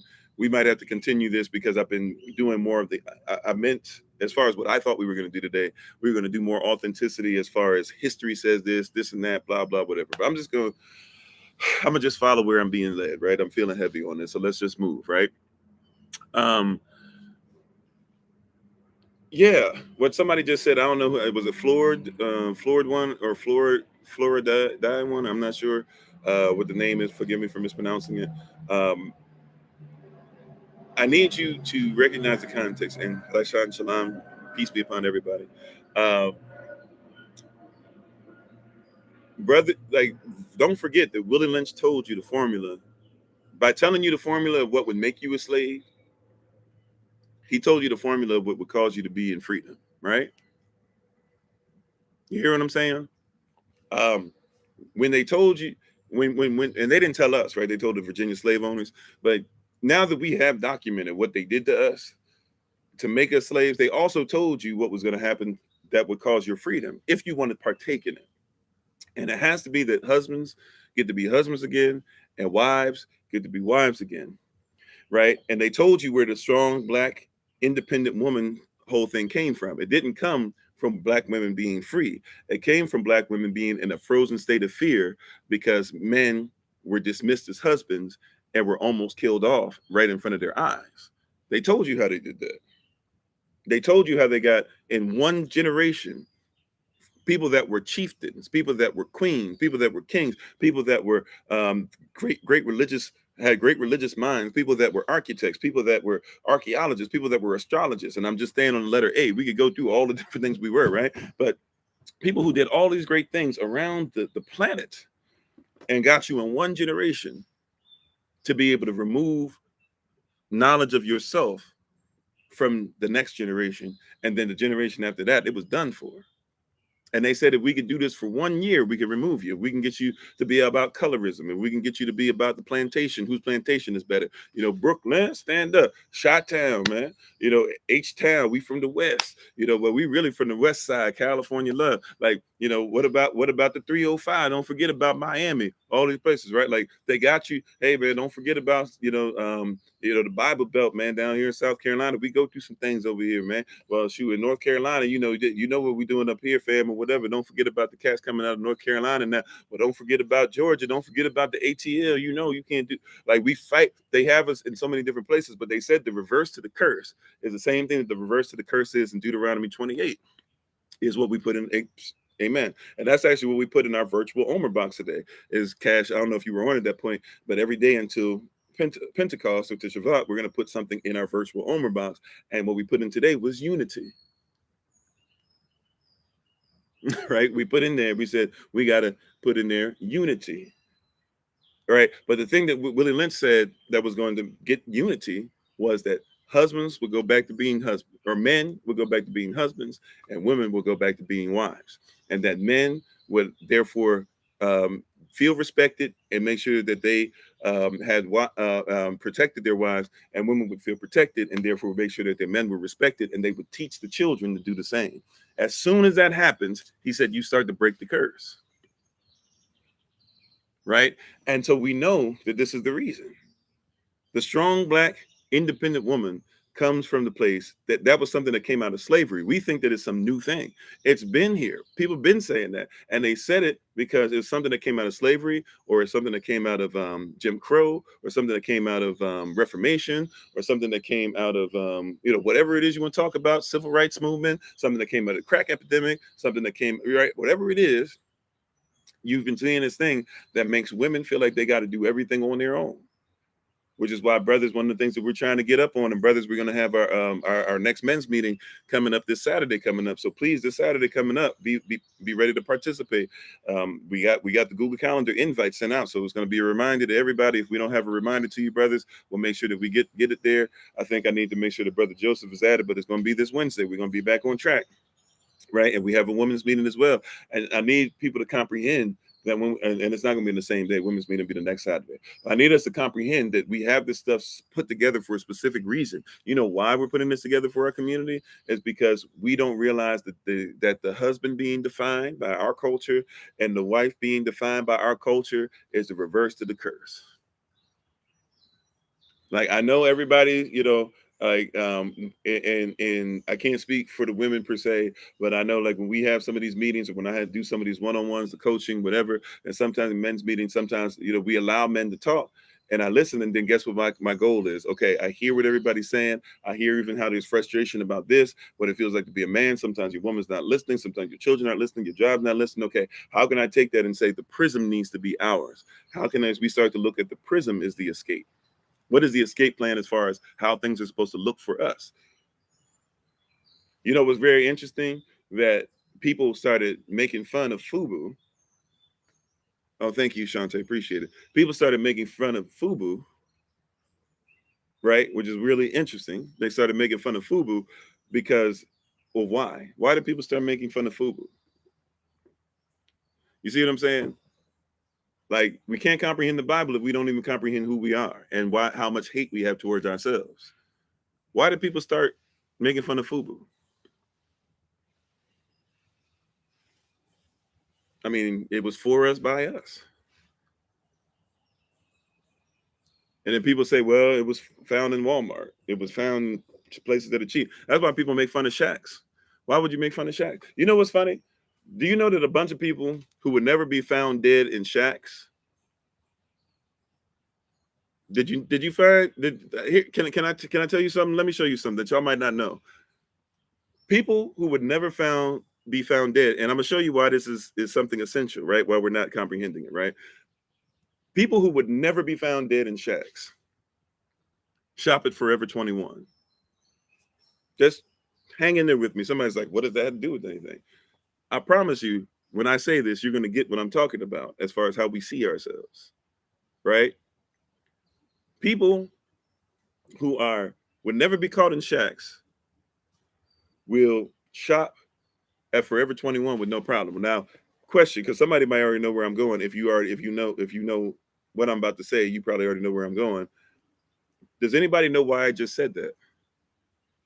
Why did I just say that people who would never be caught in Shacks will shop at Forever 21? Why does that mean anything? Why am I saying that? Okay, if you know nutrition, let me know, right? Why? Why am I saying that? Somebody's about to be did not even realize, right? Why am I saying that people who wouldn't be caught in Shacks will go at Forever 21?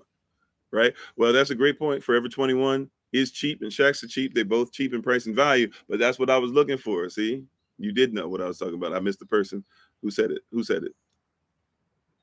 Big Red Dog. Thank you. Because Shaq owns Shaq Shoes and owns Forever 21. You hear what I'm saying? Shaq owns both. So why do you think it's better to support Forever 21 and not support Shaq's? Because you think one is not owned by Shaq and one's owned by Shaq. That's it. That's how messed up we are in the head. If you are willing to wear a Forever 21 outfit, then why would you not put it with some Shaq's? It's the same dude. It's because somebody taught you that the status was messed up. You don't even realize if you shop now, you might start shopping at Forever 21 because you're supporting Shaq, right? But you don't even realize, like, because he doesn't put it out there. But he owns, that's his.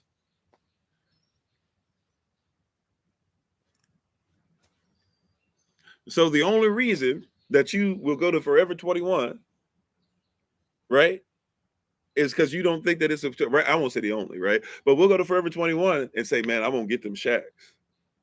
Why not? It's the same person, it's the same prices. Right? But you either love one or hate the other in your mind. You already there. That's the reason. So I'm trying to tell you, like, sisters, hear me, because I just talked on the brothers, right? So now, sisters, here's your turn. There's a lot of stuff that you don't buy into in your brother because You want him to be more Forever 21 than you want him to be Shaq.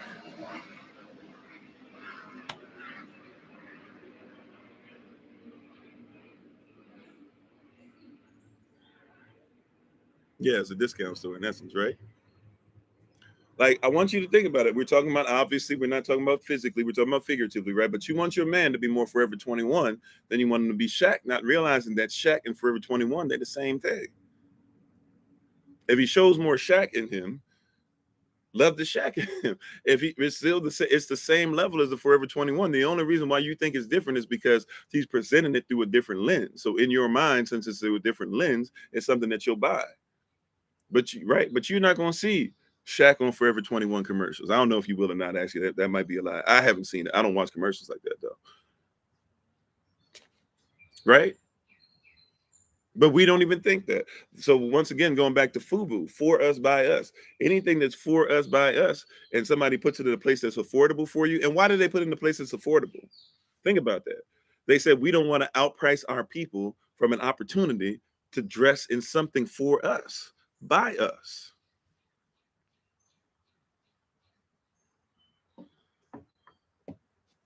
That's why they did that. And guess what? When they did that, they got penalized because we said, oh, well, you know what? We want to go to Calvin Klein because Calvin Klein outprices us.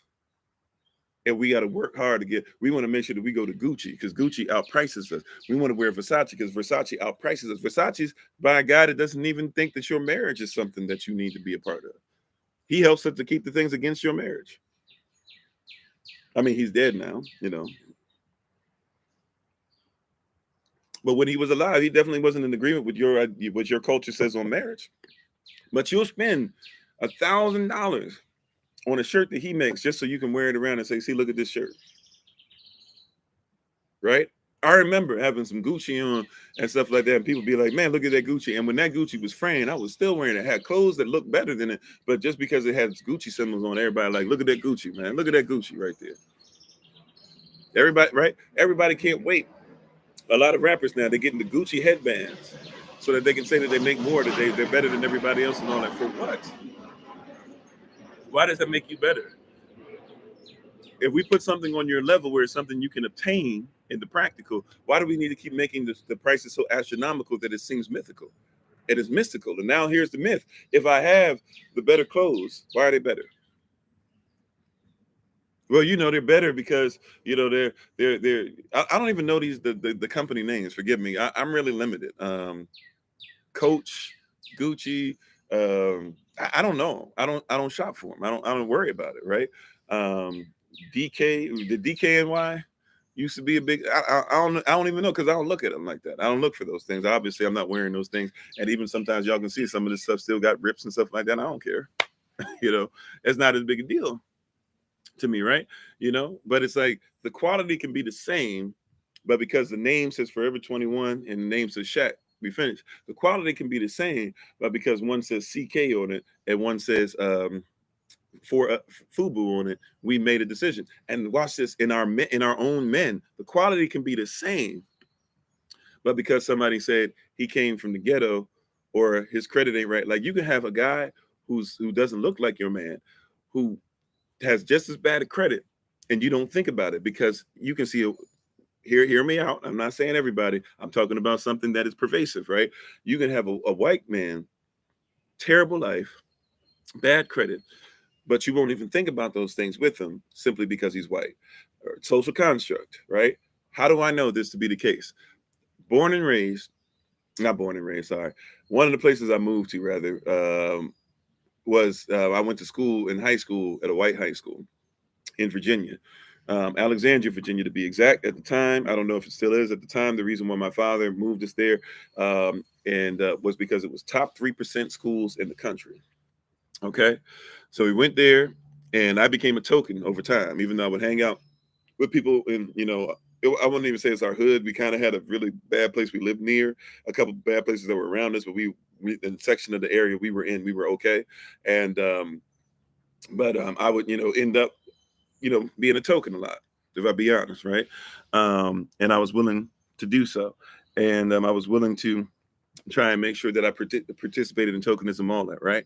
And so, um, I would hang around a bunch of my friends, and these white guys, social construct white guys, um, and I'm not sure, was that Smiley? Were you trying to call in? If you're trying to call in, give me a second. I'll put you in a second. Um, but it was these white guys or whatever. And oh, you went for high school at Virginia T.C. Williams? Okay, I was at Edison. We used to play all in ball. Edison and what was around there? Hayfield and Robert E. Lee or something like that was around there. All that. So yeah, so I'm familiar. We went to T.C. Williams, I think, twice a year to play y'all. Probably played y'all in football too. But yeah, so we went up that way, and Smiley, were you trying to call in? I didn't see your answer or response to that. If you're trying to call in, just let me know in the chat, and we'll try to get you on. Um,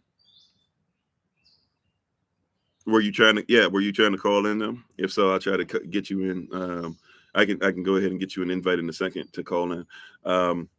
But yeah, so like, but so when we went to, what was I saying? Oh yeah, I would go to these guys' homes, all these children's homes, what we would call by the social construct white, and they'd be without fathers. And you know what happened? You know what was interesting to me? I didn't realize till like 10, 15 years later. All I had my father in my life. And I'm not saying every black person I knew had their father, but I had my father in my life, and I knew quite a few of us that had our fathers in our lives. And yet, um, a lot of these are a lot of these guys I was hanging around, especially once I was going over their homes and stuff. Um, I did not. They did not have fathers, and you know what I realized? And with these guys that didn't have fathers, not one time did I ever think to myself, just because of the color of their skin and the way the society is, not one time did I think to myself, man, it must be tough without having a father, right? Okay, so I guess that's your way of saying you wanted to call in. That's why I was asking to just put in the chat, but no problem, we can add you on. Up, all right, Smiley, I tried to add you on. Now you went away. Okay, all right, here we go. So you can go ahead. I'm not sure if you'll be loud enough where everybody else can hear you, so I might have to have you repeat. Or I might have to repeat what you say, but if you have a question concerning what we're talking about, you can feel free to talk for a little bit. Are you on, Smiling? Can you hear me? Looks like you're on mute. Okay, I guess he didn't want, or he or she didn't want to call in. Okay, so um, but yeah, so so I legit didn't even think about that, right? That all these other people were going through not having fathers. But because once again, I'm looking at the Forever 21 thing when I go over their house, and I'm looking at the Shack thing when it comes to ours, my mindset was, man, black fathers not in their children's lives. It's an epidemic. But there's a lot more percentage wise, and therefore numbers wise, there's a lot more white fathers that are not in their children's lives than there are black fathers. It doesn't mean that we're better, by the way. It doesn't mean that that's okay for them to not have their fathers. I'm just saying, legit, we don't think about those things because somebody has put us there. Once again, we don't have ears to hear. We're not looking at sound doctrine. We're not looking at it as what it's supposed to be, right? We're not looking at what these things are, right? We're not looking at what these things are supposed to be. We're not concerned about these things. We're not even aware. And then if somebody brings it up, we get upset. We get frustrated. How dare you talking about this? Why are you always talking about race? As if I'm always talking about it. But people get upset with this. So we have an issue where husbands and wives, they got to go back. And people start tuning me out sometimes, especially if you're not married, even though you should know about marriage because you need to know about how to be married to the Most High, right? Even if you're single, you need to be a wife to the Most High, which means that you're always two becoming one, you know? So it's like, but it's like people start tuning out when we start talking about marriage. They start saying, we've had people say, like, hey, when you start talking about the marriage stuff, Kofi, I really ain't trying to hear that. I ain't really married. I ain't trying to be married. Okay, well, you got to comprehend whether you're married or not, marriage affects your community. Like if you just have nieces and nephews, if guess what, the marriage is affecting them. You need to figure out how to help. You said, what do I think about Muhammad Ali? He's a great man. He's somebody I looked up to a lot. somebody that had his own issues behind the scenes, but at the same time made sure that he, in a lot of ways gave his life to his people, right? So, we have this weird thing that goes on. We're not looking at the Most High, and we're not looking at even biblically, like the Bible is inauthentic in a lot of our lives because we don't live as husband and wives, and people don't want to have that conversation, right? There's a reason why my son wants to do certain things he does, because his daddy does it. And there's a reason why his daddy does what he wants to do, because his daddy did it. And also not just his daddy, but also his spiritual daddy. I want to do what the Most High does. So because I want to do what he does, I do certain things in my life. And my son sees me do those things in my life and sees it from a masculine perspective. He also sees what his mom does from a feminine perspective. And he says, okay, cool. I'm informed on what I'm going to do as far as treating women and being a man and treating men with respect from this point on. Right? Like if we ever reverse that mindset, that's the beginning. People want to go to the other stuff. If I really had my way, right? If somebody said, like, I always say, if you want to know the beginning, you got to go through a long course of like figuring out what's the beginning. That's why when people join up with us and stuff, I say, hey, please go to our YouTube channel and look up, our series, our playlist that says, having been led as we believe. And that way you can see what our belief system is. One of the other things though, that I really love and I'm really excited about and I really appreciate and things of that nature. One of the other things that I really appreciate, one of the other things that I really have a lot of love and respect for and honor, real talk, is that if we're going to start somewhere, the first thing we should be teaching, maybe not children because they might not comprehend it, but first thing we should be teaching is husband, wife, marriage. Remember, marriage is sex, sex is marriage. And if you can recognize what that is, then you recognize that everything else around your society is really being formed around that. If you don't believe so, why do you talk so much about Adam and Eve? And thank you for the compliment, Nick. Freak Nick, I guess it is. I'll say Neek from this point on, though. Nick, right? I got something. Sorry.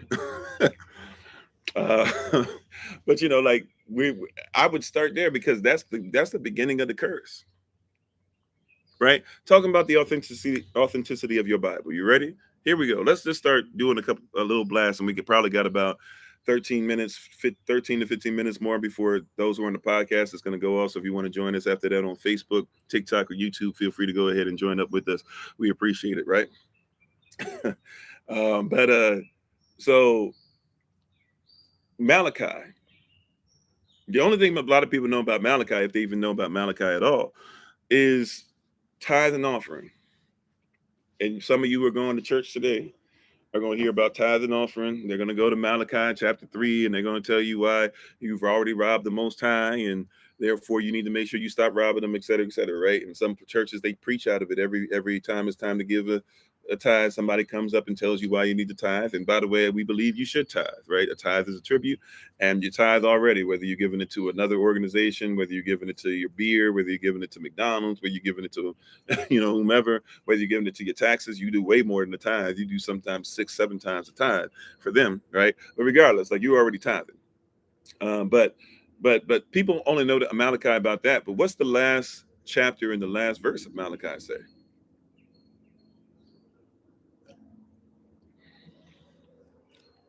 Malachi chapter 3, right? Is the Bible authentic? See, is the Bible dealing with issues that you go to today? Let's see if we can start.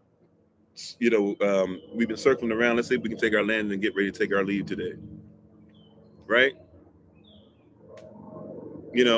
Before it even talks about will a man rob Elohim, Malachi chapter 3 starts talking about Yahshua and John the Baptist, or Yochanan, right? Jean the Baptiste, if you will. They start telling me about that already. So you already know. You already know. Hear what I'm saying? Like, it's already talking about Yahshua's coming.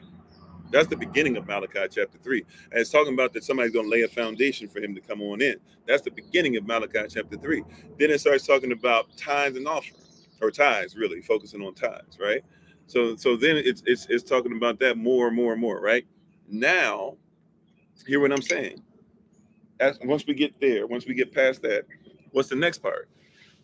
What's the next part, Lo? Let's go with what I was talking about. We talk about tithes and how important that is, and bring you the meeting to the storehouse that the community can be taken care of, right? And then he'll pour you out a blessing. Once you make sure the community is taken care of, he'll pour you out a blessing. You won't have room to receive, and all the stuff that we like to go to and preach.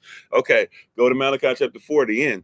And after that happens, by the way, there's 400 years between Malachi chapter 4 in the end and Matthew chapter 1, Luke chapter 3. So we're talking about 400 years between this last thing that has to happen before Yahshua sends his son. You know what that interesting thing is? Before the Father sends his son, after talking about make sure that you tithe, make sure that you're ready for him to come, make sure that you're taking care of your community. What's the last thing he leaves us with before there's 400 years of silence? Can you imagine that? No wonder we got off track. There's 400 years of silence, but what did he say needed to happen before we saw him again? See, we talk about 400 years only with Kemet going, then going from there as Kemet and Yashtel and Cush going into Canav, right? Or Canaan. We talk a lot about 400 years as far as slavery, chattel slavery, right? We don't talk about 400 years between Malachi chapter 4, the last verse, I believe is verse 6, and then Matthew chapter 1, verse 1. When it starts talking about this stuff being written, 400 years in between. And what did he say needed to happen before he comes back, before there's a return to your people, before the Most High can be there, before he can send his son into your life, before John chapter 1, verse 14, that he can be flesh and dwell amongst you, before he can live inside of you, before Aleph Bet, before the Father and the Son can be there as one together, Aleph Bet, Barashat, right? In beginning, Genesis 1:1, in beginning, John 1:1. Before all that happens, before 400 years of silence, he says, before I make sure that I come back heavy on you to bring the kingdom with the glory on me, that's the weight, the heaviness, the seriousness upon me, and all that. The last thing he says is that the hearts of the fathers need to return to their children, and the hearts of the children, really it says the sons, right? And the hearts of the sons need to return to the heart, or return to their fathers.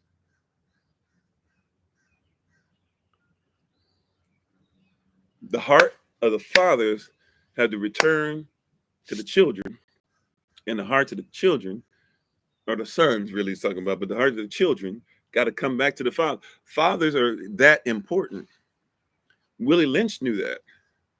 He told you that. He didn't tell you he's telling the Virginians, but if you've read what he said, it's clear. And he even said that he had people that research, and he said that there must be a phenomenon. That's what he called it. He said this will be phenomenal if this happens. You know what I'm saying? He said this will be phenomenal if this happens. What is the phenomenon that must take place? He says the phenomenon is that husband, or that these people that we've taken, he said we reverse their nature. He said if men ever go back to being protectors and providers and people that make their women feel secure, and he said, and if women ever go back to being wives who will ensure that their husbands feel like they are heard and and have help to meet whatever standard it is they're supposed to, he said as soon as that happens, he says that this wicked system will cave and fall. Now, what have they taught you in school? What did the Black Lives Matter teach you? What did the America teach you? What are all these preachers teaching us? They're saying, hey, you know what? We need to just make sure that everybody comes together. If you want this system to fall that takes everybody apart, you need to make sure your husbands and wives are where they're supposed to be. Period. That's why we teach on marriage. People are like, why are you teaching on marriage? Why are you doing a class? I'm not even married. Even if you're single, even if you will never be married, you better make sure that your husbands and wives in your community are together. If they ain't together, you're going to have the issue. The hearts of the fathers had to return to the sons, and the hearts of the sons had to return to the fathers. And you got all these sons out here who hate their daddies for not being in their life and can't forgive. And you got all these daddies here who are messed up, and it's hard for them to look their children in the face because of what they may or may not have done. Sometimes it's not even their fault. Right? At the end of the day, though, if we ever got to a place that where husbands were in position, if we ever got to a place where wives were in position, what we were talking about the other day was Titus chapter 2, starting at about verse 3, where it talks about how wives are going to teach the wives of next generations, right? And how to be able to make sure that they do what they're supposed to do as wives. The Proverbs 31 woman.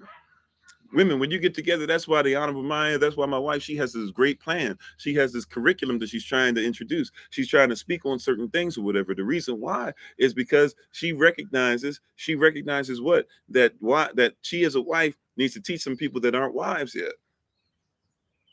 Hear what I'm saying? She is a wife, needs to teach some people that aren't wives yet. There are a lot of women that don't know you're supposed to be pre-qualified to be a wife. There are a lot of men that don't know you're supposed to be pre-qualified to be a husband. That's why when we come together as men and women in our men's meeting and women's meetings, when brothers come on, I'm holding you accountable as a husband would hold accountable another husband.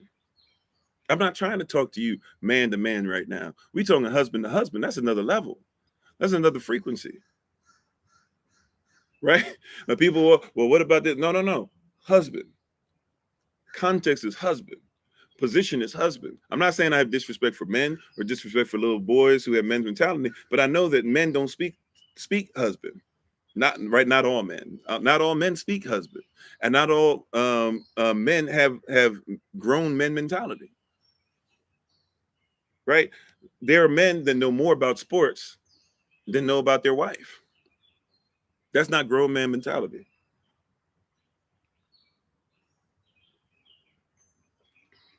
And some people, once again, why are we talking about marriage so much? Why are you talking about this? My marriage is fine. Blah, blah. Look, your community ain't fine. And it starts with your marriage. You keep looking for reparations. It starts with your marriage. I'm not saying we don't deserve reparations, but reparations ain't the problem. Because if we were to give you all the money in the world and you still think that you're supposed to be in a prenuptial agreement, and both of y'all coming in with money, but you still thinking prenup, you still dating mentality, you still go out on dates. You have a dated mentality. I have a date that this is going to end, or I'm only going on the first date. I'm not even thinking till death do us part. See, when I met my wife and I were looking for till death do us part before we even met each other, pre-qualified. Right? Rich pockets, poor minds, right? And somebody had mentioned Muhammad Ali earlier. Well, if you look at Muhammad Ali's life, you will comprehend that Muhammad Ali is somebody who learned under Malcolm X, that he was a protege of Malcolm X's, and he even spoke a lot, especially not well even while he was boxing, but especially when he had those 3 years off, and then after he retired. And if you remember some of the stuff that he said, he spoke some of the stuff that Malcolm said. He said, if you have a poor family, this is what Malcolm said, and Muhammad preached the same thing. If you have a poor family, right? This is what Malcolm X said. If you have a poor family, right, then that means that you have poor children. If you have poor children, that means you probably have probably have poor parents. If you have poor parents, they probably live in a poor neighborhood. If you live in a poor neighborhood, you probably have poor education. If you have poor education, it's probably because your parents have poor jobs. If you have poor jobs, then you probably have a poor family, which leads to the whole circle happening again. Muhammad Ali comes around and says the same thing, but then he puts a little extra on it, and he says, if you have you could have the most beautiful ghetto, but if you give it to people that are poor-minded, it turns to a slum in a couple years. He said, however, if you have people who have a positive mindset and put them in a ghetto, he said they'll turn it into one of the greatest neighborhoods to ever exist in a few years, right? Like the mindset is there. And we don't have the mindset of husband and wife. That's one of the main things they took from you. They saw husbands were in position, they saw wives were in position. They said, okay, we're gonna go ahead and reverse nature. While they themselves not only forget, because see, for us, husbands and wives were side by side.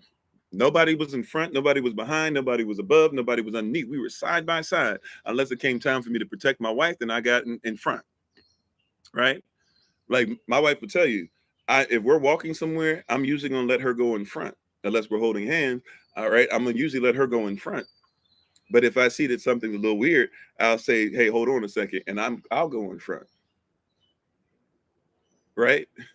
Because you've got to recognize like that we're together, so we're going to be side by side. But there's certain times where I would be in front, but also if I'm going somewhere, if I'm going into a restaurant, if I'm going to speak in front of you all, if I'm going to meet you all, a lot of times my wife is going to go before me. Why is she going to go before me? Because I want her to be honored. I want her to feel secure. I want her to feel like she's the center of attention, because she's the center of my attention.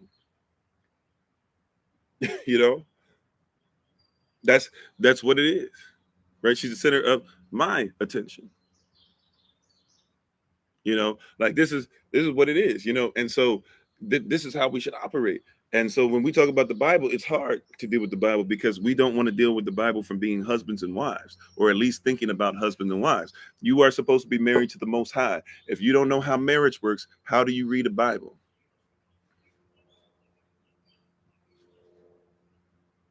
When he created the earth, can I help somebody out? Thank you for being part of the community, Ray. Can I help somebody out? We just talked about this earlier, right? John chapter 14, right? Beloved, let not your heart be troubled. If you believe in the Father, also believe in me. In my Father's house there are many mansions. Peep game. When our Father, or even our husband, if you will, because Jeremiah chapter 3 says that he is our husband as well. We're talking contextually, right? Contextually, context in different verses, right? But prayerfully, most of you will get what I'm saying. If he's supposed to be our husband, when our husband created the earth, he was creating it for us. Correct? When our husband made the earth, he was making it for us. He was making a mansion, an add-on to what he already had. He already had heaven. Then he made a heaven to put a heaven and earth inside of just for us. And he told us how he did it before he even went in his side and said, see, watch this. What it says in Genesis chapter 1, verse 26. Hello, how you doing, Florida in the house? How you doing, Deep Root? When it says in Genesis chapter 1, verse 26, that he reached inside, you think it's just the word rib. But he actually did surgery. He went inside in the side and pulled out something that was in man and then shaped Eve around that, right? When we talk about Adam and Eve specifically in Genesis chapter 2.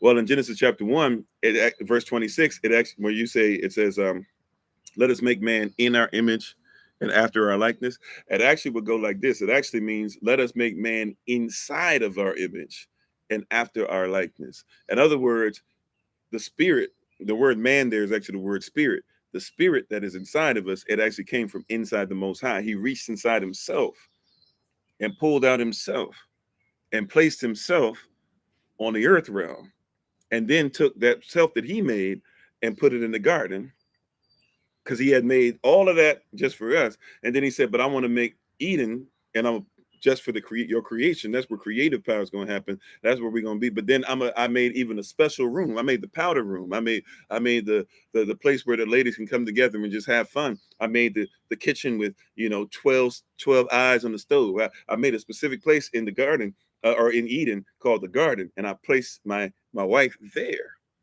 And then I realized that, what, it would be bad if I know that, I have angels and I have my wife and I have all these different things or whatever, but I never make sure that she has somebody she can relate to too. So not only will I walk with her in the cool of the day, but I'm gonna allow her to have the authority. See, because Proverbs chapter 1, verse 8, right? Am I saying the right thing? I said I was gonna forget. I think it's verse 8. It's either verse 7 or verse 8. I believe it's verse 8. Says that the father gives the instruction, the mother lays down the law. So he says, I'm going to lay down the instruction, but then I'm going to let her lay down the law. So, hey, wife, Adam, name all the animals. Now, once you finish naming them, because I'm the master, I'm the teacher, right? And so you're my helpmeet, though. So now that you're helping me with these things, what's something that you notice, babe? Well, hey, I notice, husband, that everybody else got a helpmate except me. You're right about that, right? Let me go ahead now put you to sleep. And the same way I reached inside myself, right? And inside of my image and after my likeness, I put you in male and female form, and then made you specifically to be able to be in Eden, and then gave you a garden. Now I need you to be able to do the same thing for the help me that I'm gonna give you, because it'd be unfair if I have all these angels and I have eternity and I have all of nature and I have you, but you don't have nobody else. That wouldn't make sense. So let me go ahead and give you what it is. Let me make sure you feel security. You saw and you looked around at these animals and you saw, man, they got security. They got somebody that got their back, but I ain't got nobody that got theirs. And guess what? That's not covetousness. May I help a brother out real quick? That's not covetousness. When your wife says, I need some of the things that I see other people have. Now, be careful, wives, that you're not just wanting it because somebody has it. But if you know that you need these things to function, it's not covetousness for your wife to say, I need what I see that somebody else has. If you want me to function in this way, I need security. I need finances. I need a home. Now, if he gives you what he can, and it's the greatest that he can, then support him and bless him and praise Yah for the fact that he's giving you the best that he can. It might not be a Rolls Royce, but if he's giving you a car, be excited about that, right? But husbands, at least be willing to give the car. I remember there was a TikTok video, I think it was TikTok video that went viral, and it was because there was a guy who bought, or maybe it was YouTube, I don't know, but it was a guy, he bought his mother, or his mother, sorry. He bought his, I don't even know if it was his wife, his girlfriend, whatever, got her a car, but it was a used car. And she got upset and mad and frustrated. I don't want that car. I don't want this. Why are you gonna give me this? Blah blah. The dude just bought you a car. No, if it's not a you gonna get me this, it's not a, and I forget what names of cars she was saying, it's not even a Charger, it's not even a this, whatever it is, right? I don't want that. And she told him basically take it back. This dude bought you a car, but because it wasn't something that made you look like you was balling, now all of a sudden you don't want to accept the blessing. That means that you don't have to get on the bus. She's saying I'd rather get on the bus than drive a car. That don't even make no sense, right? And so what happened? So what do you think will happen to that husband? That was a husband mentality that he had. Do you think whether he stays with her or not, that's for him to decide. I'm not here to talk about that. But you said it was like $30,000 car and it was a 2018 Audi. Yeah, okay, it was an Audi. See, I mean, there's different levels to Audis or whatever. I don't know. But look, you got a brand new car. Look, my first car that I ever was mine that I got behind the wheel of was a 90, and this was in 2003. Was like a Dodge Neon, and I'm 6'5.5". And eventually the paint was peeling off and everything. So what? Like that was mine. Praise Yah. Thank you. Yeah, even that, like she could have taken the car and sold it. But you know what's happened? This is what I'm trying to show you is that he as a husband, he said, I might not be able to give you the world as of yet, right? I might not be able to get you whatever you want right now, but I can at least give you something that shows you like $30,000 is not something small, right? Like if look, I don't have $30,000 on me right now. You know what I'm saying? Like you hear what I'm saying? Like so $30,000 for somebody to say, I'm going to get this and I'm investing just in you to be able to get from point A to point B. But you know what happens from that point on now? If let's say they stayed together, I don't know. If they stayed together and maybe she was having a bad day, whatever, you never know, right? But let's say they stayed together, or maybe she had told him specifically, because sometimes we do that where the wife says, please don't get me, blah, blah, blah. And then you get her what you said not. So maybe he still got her what she said, please don't get me. Who knows? Maybe they had that conversation. But let's say that man has now devoted $30,000 and she acted like that over a $30,000 investment, right? $30,000 investment. Peep game. If that's what happened, so where the $30,000 investment, I put that in you. I gave you a gift. I gave you the best that I could, whether it's her or any other woman, if they don't stay together, whatever, I don't know. But from that point on, every time he gets ready to give somebody a gift, what do you think is going to happen in his mind?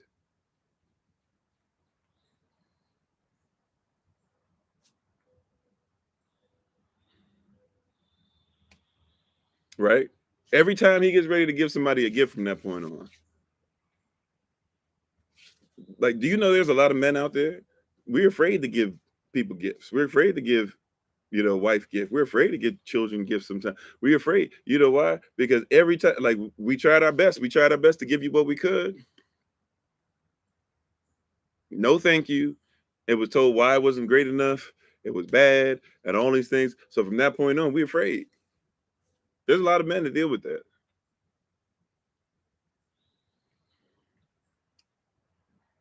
Now, watch this. If the Most High has given you a gift, see how marriage works? Because you say that's your husband or husbands, right? Well, if the Most High has given you gifts and you keep showing that you're not thankful, what do you think that does to him?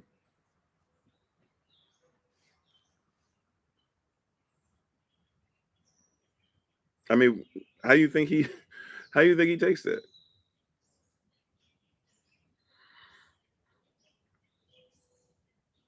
How do you think the Most High looks at that if he keeps giving you gifts? And it's like, you know what? I really wanted this. You praying for this. Well, he gives you this because that's what you get. First of all, if he gives it to you, it's perfect. So he's giving you what he knows you can handle. See what I'm saying? Like, it's hard to make the Bible authentic when you're inauthentic about even marriage. Like, you people want to ignore it. I don't want to know about marriage. I don't care about marriage. I don't care what the Bible says. I'm not going to do this. I'm not going to be married no time soon. Like, you need to know what's going on because this is what's happening and it's affecting your community. What do you think that did? I don't know if they have children. What if they have children together? I don't know if there were children around that saw that, even if it wasn't their children. What do you think the next generation, when they saw that, how do you think that the little boy who saw that interaction is going to think when it's time for him to get a gift on Mother's Day? It don't even got to be for his wife in the future on Mother's Day. Oh, I don't know. I better make sure, I didn't know that. I didn't know that that's what happens when you give people gifts. And I'm sure, and I'm not trying to, talk about women only, right?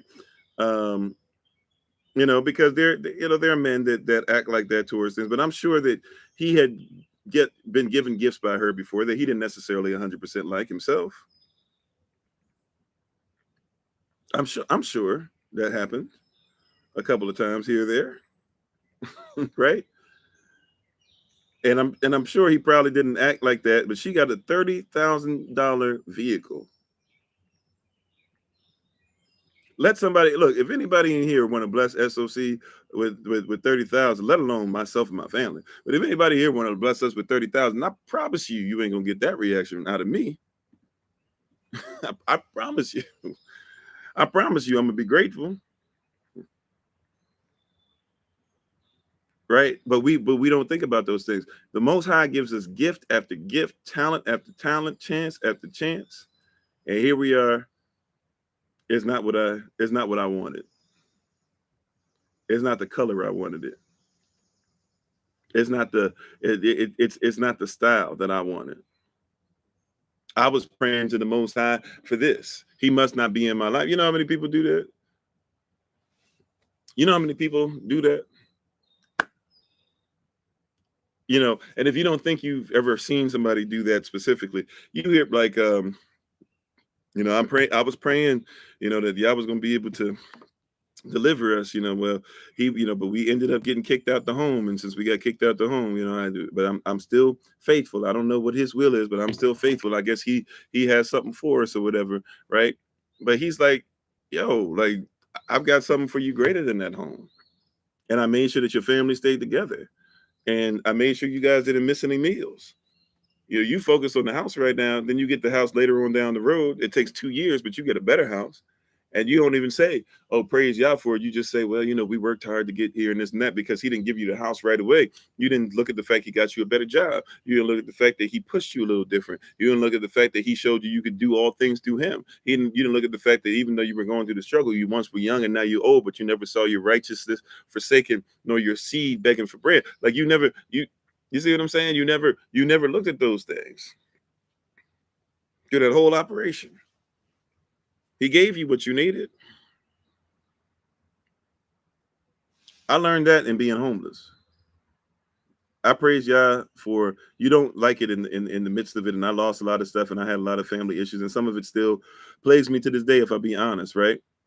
But I'm so thankful for the homeless experience. You don't even know, because I'm now like it don't really take much for me. Praise Yah. It really don't take much for me. I'm not saying I had to come out of that too, because sometimes it meant that like people could get over on me, and I was trying to do stuff and my family wasn't being taken care of correctly, right? So I admit to that. I could have definitely done better by them, but it's a different thing for me. Like I don't sweat it if I don't have 5,000 in the bank account at one time, because he's always taking care of us. I've never, Yahweh has never let me down. My husband has never let me down, and now he's put me in a position to where, because he'll never let me down, I'll never let my wife down. Now, obviously, I make mistakes, but I'm saying, as far as security, being there for her, even if we beef and whatever, she will never have to worry about, hey, will you make sure that bills are taken care of. She will never have to worry about, hey, will you make sure that I'm honored? She will never have to worry about, hey, will you, make sure that you're always, listening, or, will you be there for your son, or will you make sure that, my family can be taken care of if necessary, and all this. And like, she'll never have to worry about those things. I have her back because my husband has my back. He taught me how to be a husband because I humbled myself in front of him as his wife. And so if you comprehend marriage, you comprehend the Bible better. Yeah, we get do-overs all the time. Most deaf. We're in a covenant with Jehovah, kingdom law, marriage is vital. Most deaf. Most deaf.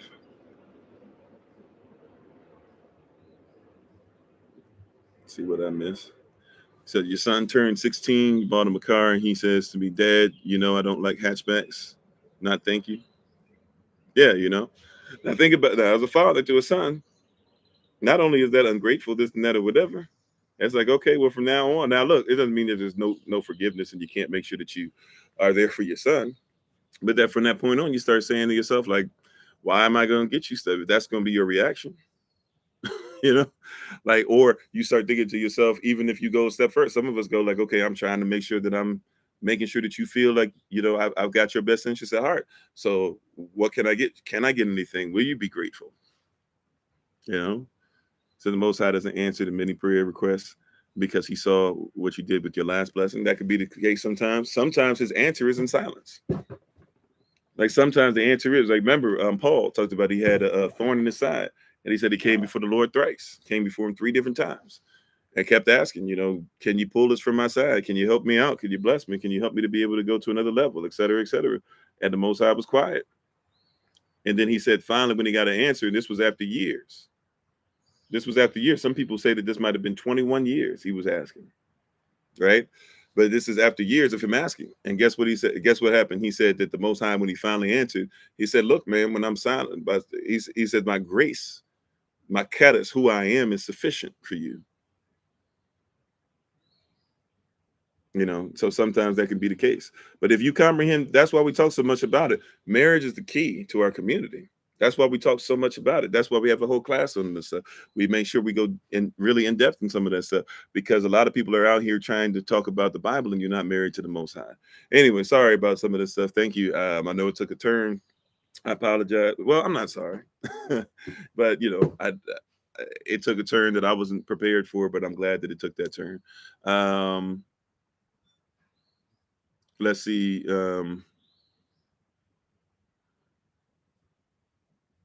Okay, I think I got everybody else's Q&A thing except for Minister Tamara said, when did Yah call you to take the Nazarite right vow?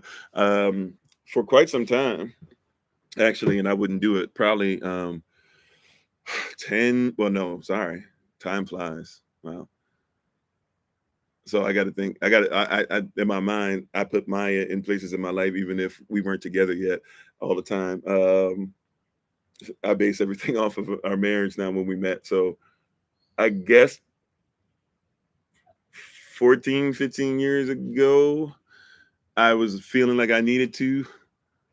And then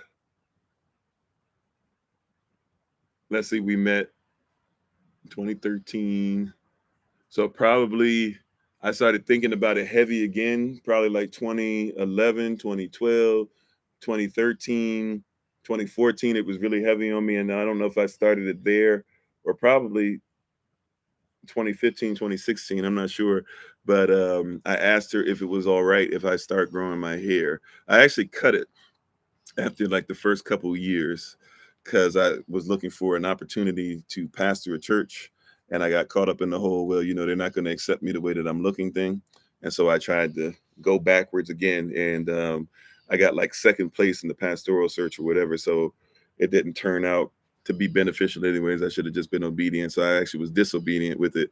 And that actually hurt me. A lot of people were all happy and proud and saying, oh, like, look at him, he looked like a priest, blah blah, like, stuff that people say. And I was like really hurt inside and sad and stuff like that. So I actually went back on it once. Never again though. Never again, unless for some health concern or something like that, something happens that I'd have to consider it, but never again. And even in the midst of that, I'd probably still hang on for a little bit. But Yeah, yeah, so probably, I mean, I guess if you count when I cut the hair, even though I was disobedient to the vow, uh, I don't know, my wife could probably answer that, man, probably like 2015, 2016, and then after a couple years, I cut it and then started again, and so, I'm not sure how long it's been going now. Yeah, thank you, Blue Areas, appreciate it. So yeah, but I'm not sure. Probably been growing it. I can't remember when exactly we did the whole trying to do the pastoral thing one last time. When it's probably 2017, 2018. I'm not sure. Somewhere around there. I had to ask Maya. She would probably know better than me. Because of that time that I cut it. That's the only thing that's confusing me is when I actually cut it. And the people who were making fawning over it. One person, when she was my overseer at the time, um, and she passed away a couple years after, I think. So I'm not even sure. I'm not sure. But yeah, I definitely am. Think okay. My wife said it was 2006. Oh, I cut it in 2016, so even further back than what I thought. Okay, so 2016. So I guess it's been growing since. There you go. Been growing since 2016. I guess I can remember last time I cut it. I know it's cut. Like if you guys are Facebook friends with us, then you'll see my wedding picture as far as having all of the groomsmen and bridesmaids and stuff together and everybody. That's and probably the ring bearer as well. Wow, Lorenzo. Wow, wow. Uh, the ring bearer and everything. That I cut my hair then, right? We got married 2014. We met 2013. Got married 2014.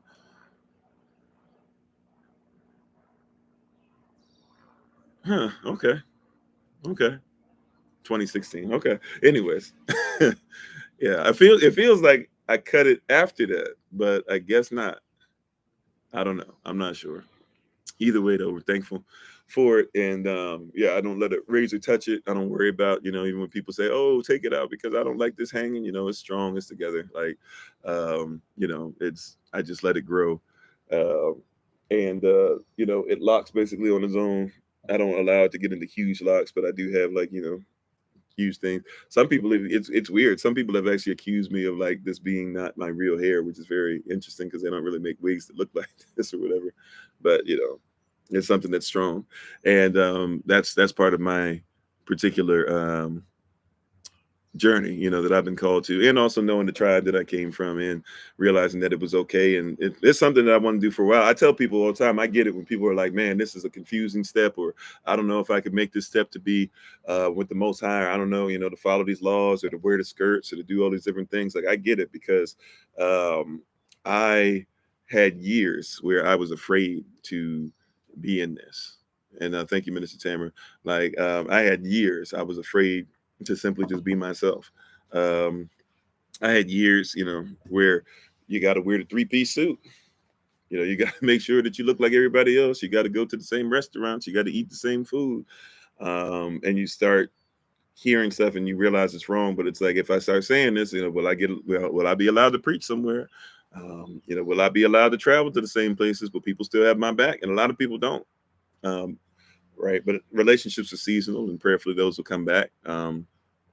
But yeah, it's a journey, and I one of the things that I love about it is that I'm trying to learn now. I guess eventually soon I got to start learning to do what ladies do. I'm still not used to certain things that y'all deal with.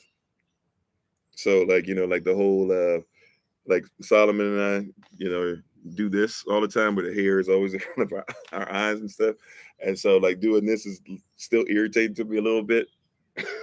As it gets longer. Like I haven't done it yet because I'm not comfortable with it yet, but I know it's not a feminine thing per se. But even though we're all masculine and feminine, but at some point I'm probably gonna start tying my hair back some. I've just never done it. And so I'm trying to figure out the differences. And I know wraps are different things and stuff like that. So the way you tie it means different things and all that. So I'm trying to figure out all those things. But it's very interesting. That part of the journey has been interesting for sure. The last couple times, to think on those things, to realize those things, to meditate on those things has been pretty interesting. Yeah, but family will definitely look at you funny. You know what? Well, you know what's interesting? Even with my family, even though I know they're not all into it, um, my immediate family has never really shown any. They just kind of like whatever, you know, like it's kind of like it's not even a surprise to them, which is very interesting because I was thinking more about them. I think church people I used to be around, extremely surprised or didn't like it or whatever. But yeah, searching for truth, it's been cool. But yeah, just little things like that. I'm gonna have to start asking my wife what she thinks. I got like a little string that goes to one of my outfits that I don't use anymore because I can tie it. African clothing come in different ways. You can tie your pants together. So I'm looking at using that string to possibly start tying the hair back or something like that. But that's something that's going to be new to me. um, I've kind of got used to actually having a towel sometimes wrapped around my hair, especially after I wash it.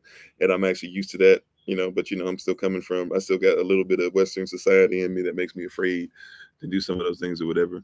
You said your mother was worried about you getting a job, but she said, then you said that my mother was worried about me getting a job, but I said, then I don't want to work there.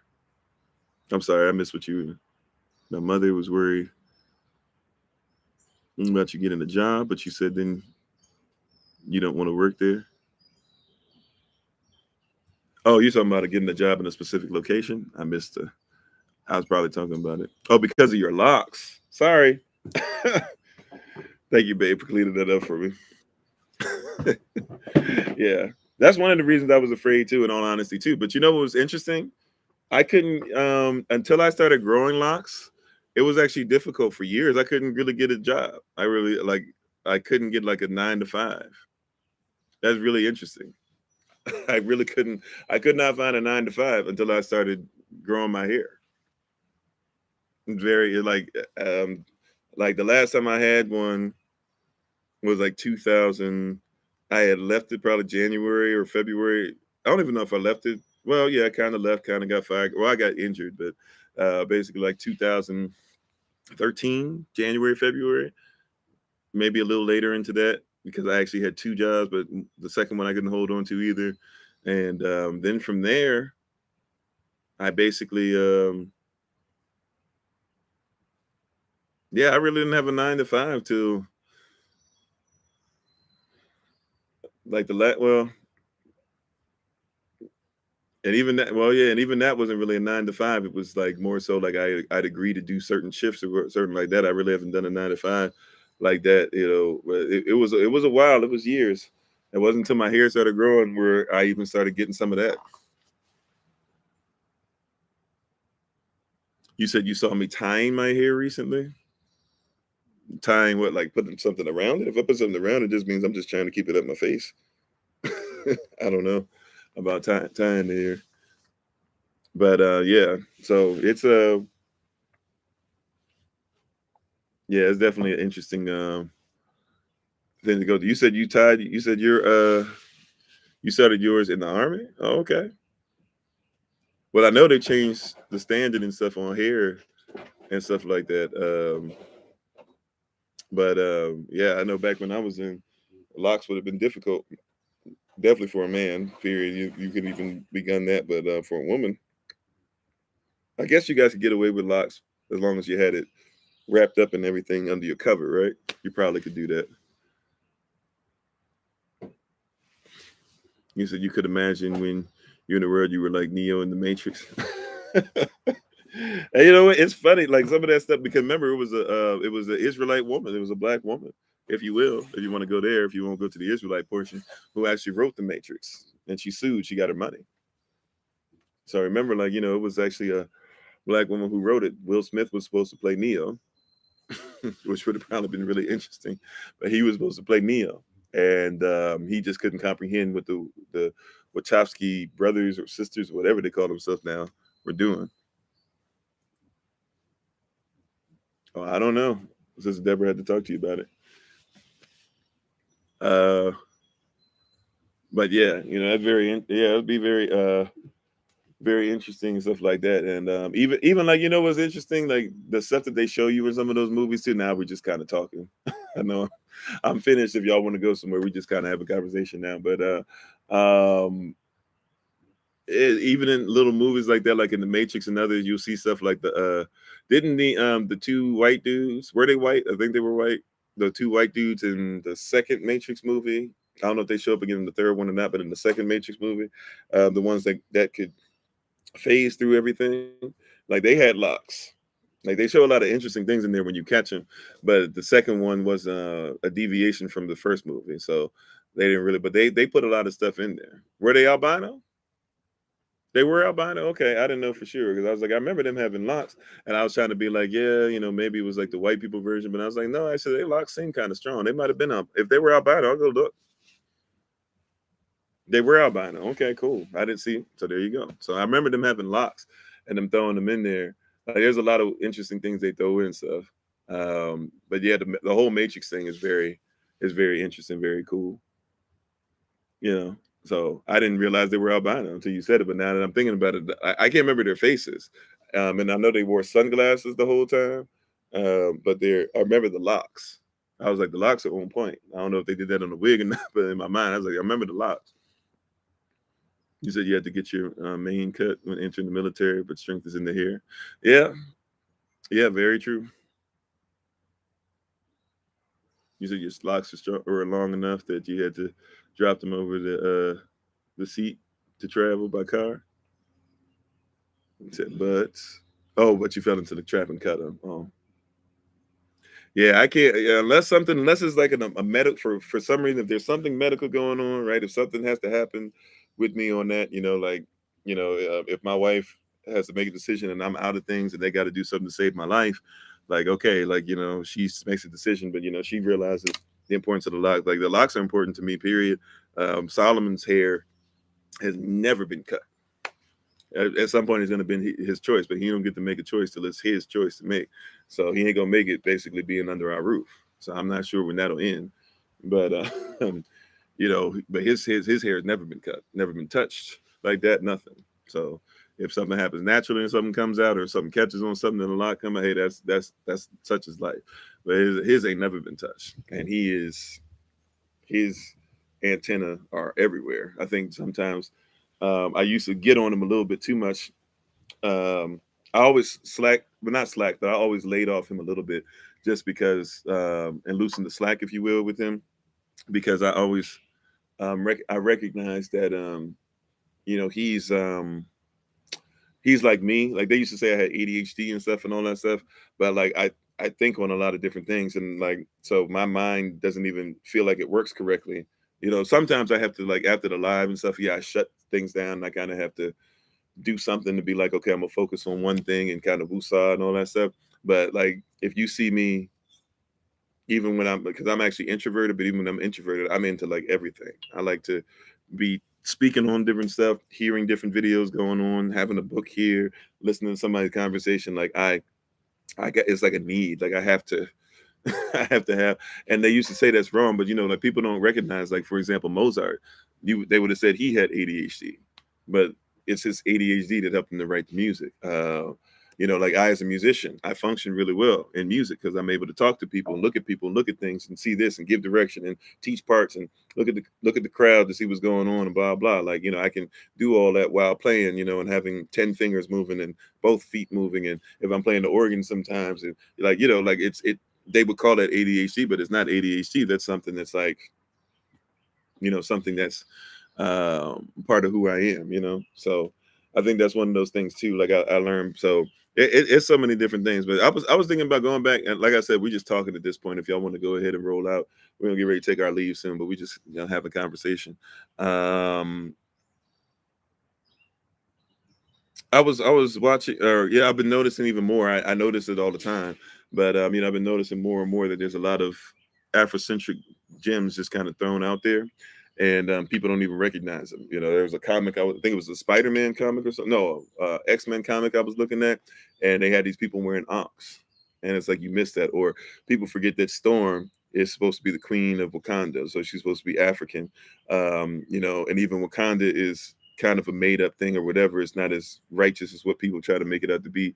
But you know, there's a lot of stuff going on there. Or I was watching something where everybody was wearing Ankhs the other day. I can't even remember. You know, and it's just a lot of little things that are out there. So you know, I'm going back to that because of what you were talking about in the movie. But yeah, like the Matrix, feeling like you're in the Matrix. That's like one of that is something that's very cool. The way that the lady wrote it. Um, she had a lot of you know, she had a lot going on as far as that was on point.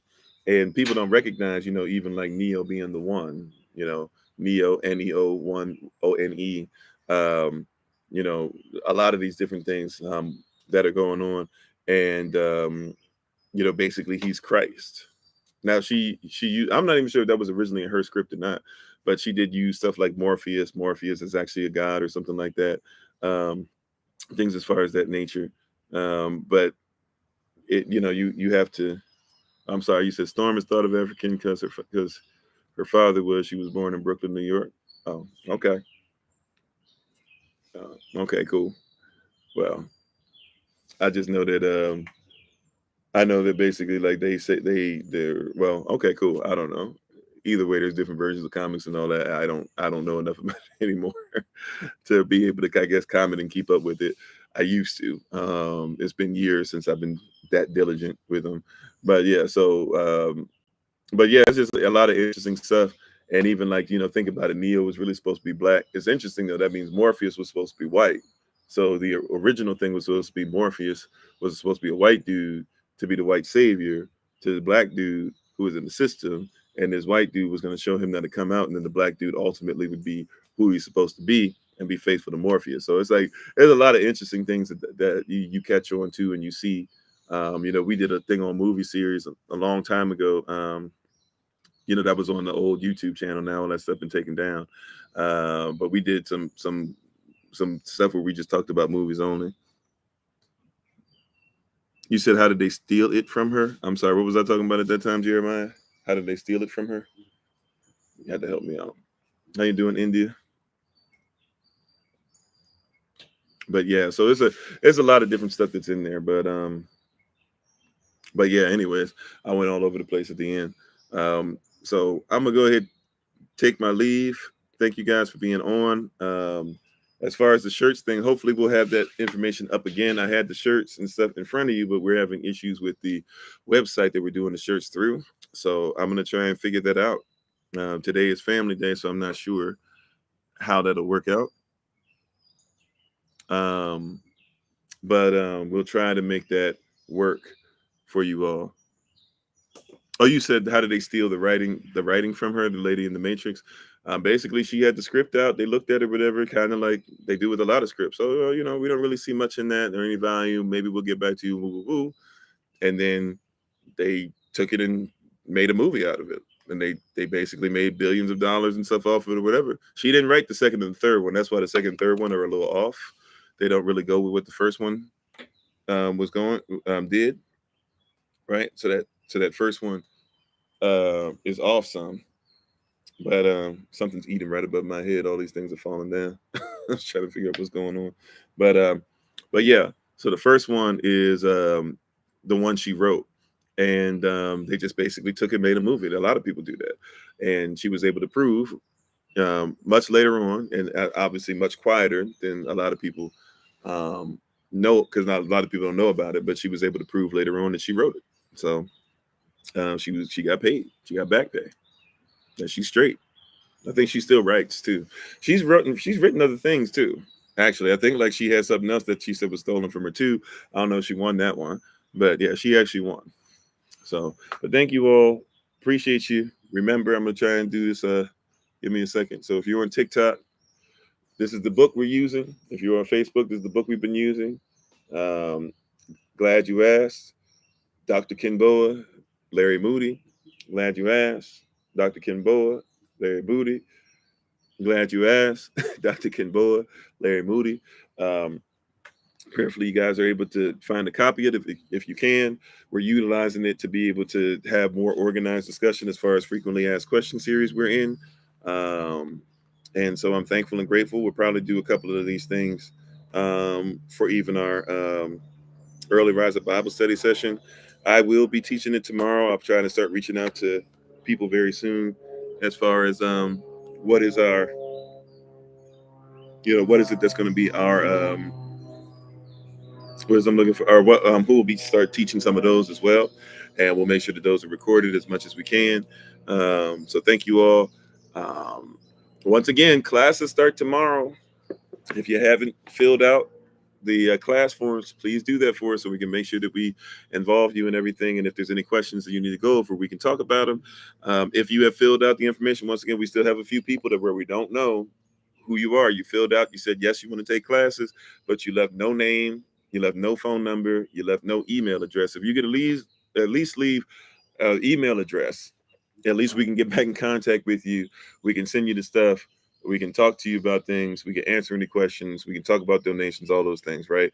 If you are on, well, the podcast is already over. If you want to go to the podcast to find information to get in touch with us, feel free to do that. Thanks again, by the way, to my lovely wife, the Honorable Maya, and her mother, Sister Ro, for coming on and doing an excellent job for Shabbat Shalom yesterday. Really appreciate the subject matter and how you guys are answering questions. And thank you guys who even called in and were in the chat. We appreciate it. Um, da, da, da, da, da. And also, too, you can check out my wife, the Honorable Maya, on TikTok, YouTube, or website, and Pinterest at Bloom and Flourish, not A&D, the letter N, Bloom and Flourish. If you're looking to contact us, if you're on Facebook, if you're on YouTube, just look with the videos in the description. You can contact us through there. If you're on TikTok, all you got to do is to get in further contact with us or be able to help out in different ways, whatever it is you want to do, whether it's taking classes, whether it's being part of the Bible study, whether it's helping us to get land, whether it's being able to do stuff as far as men's meeting, women's meeting. Maybe there's a gift in something you want us to help you develop, one-on-one coaching, life coaching, working with the ministerial staff, doing something similar where it's not even SOC, but you want us to help you get something going because it's about helping the community as well.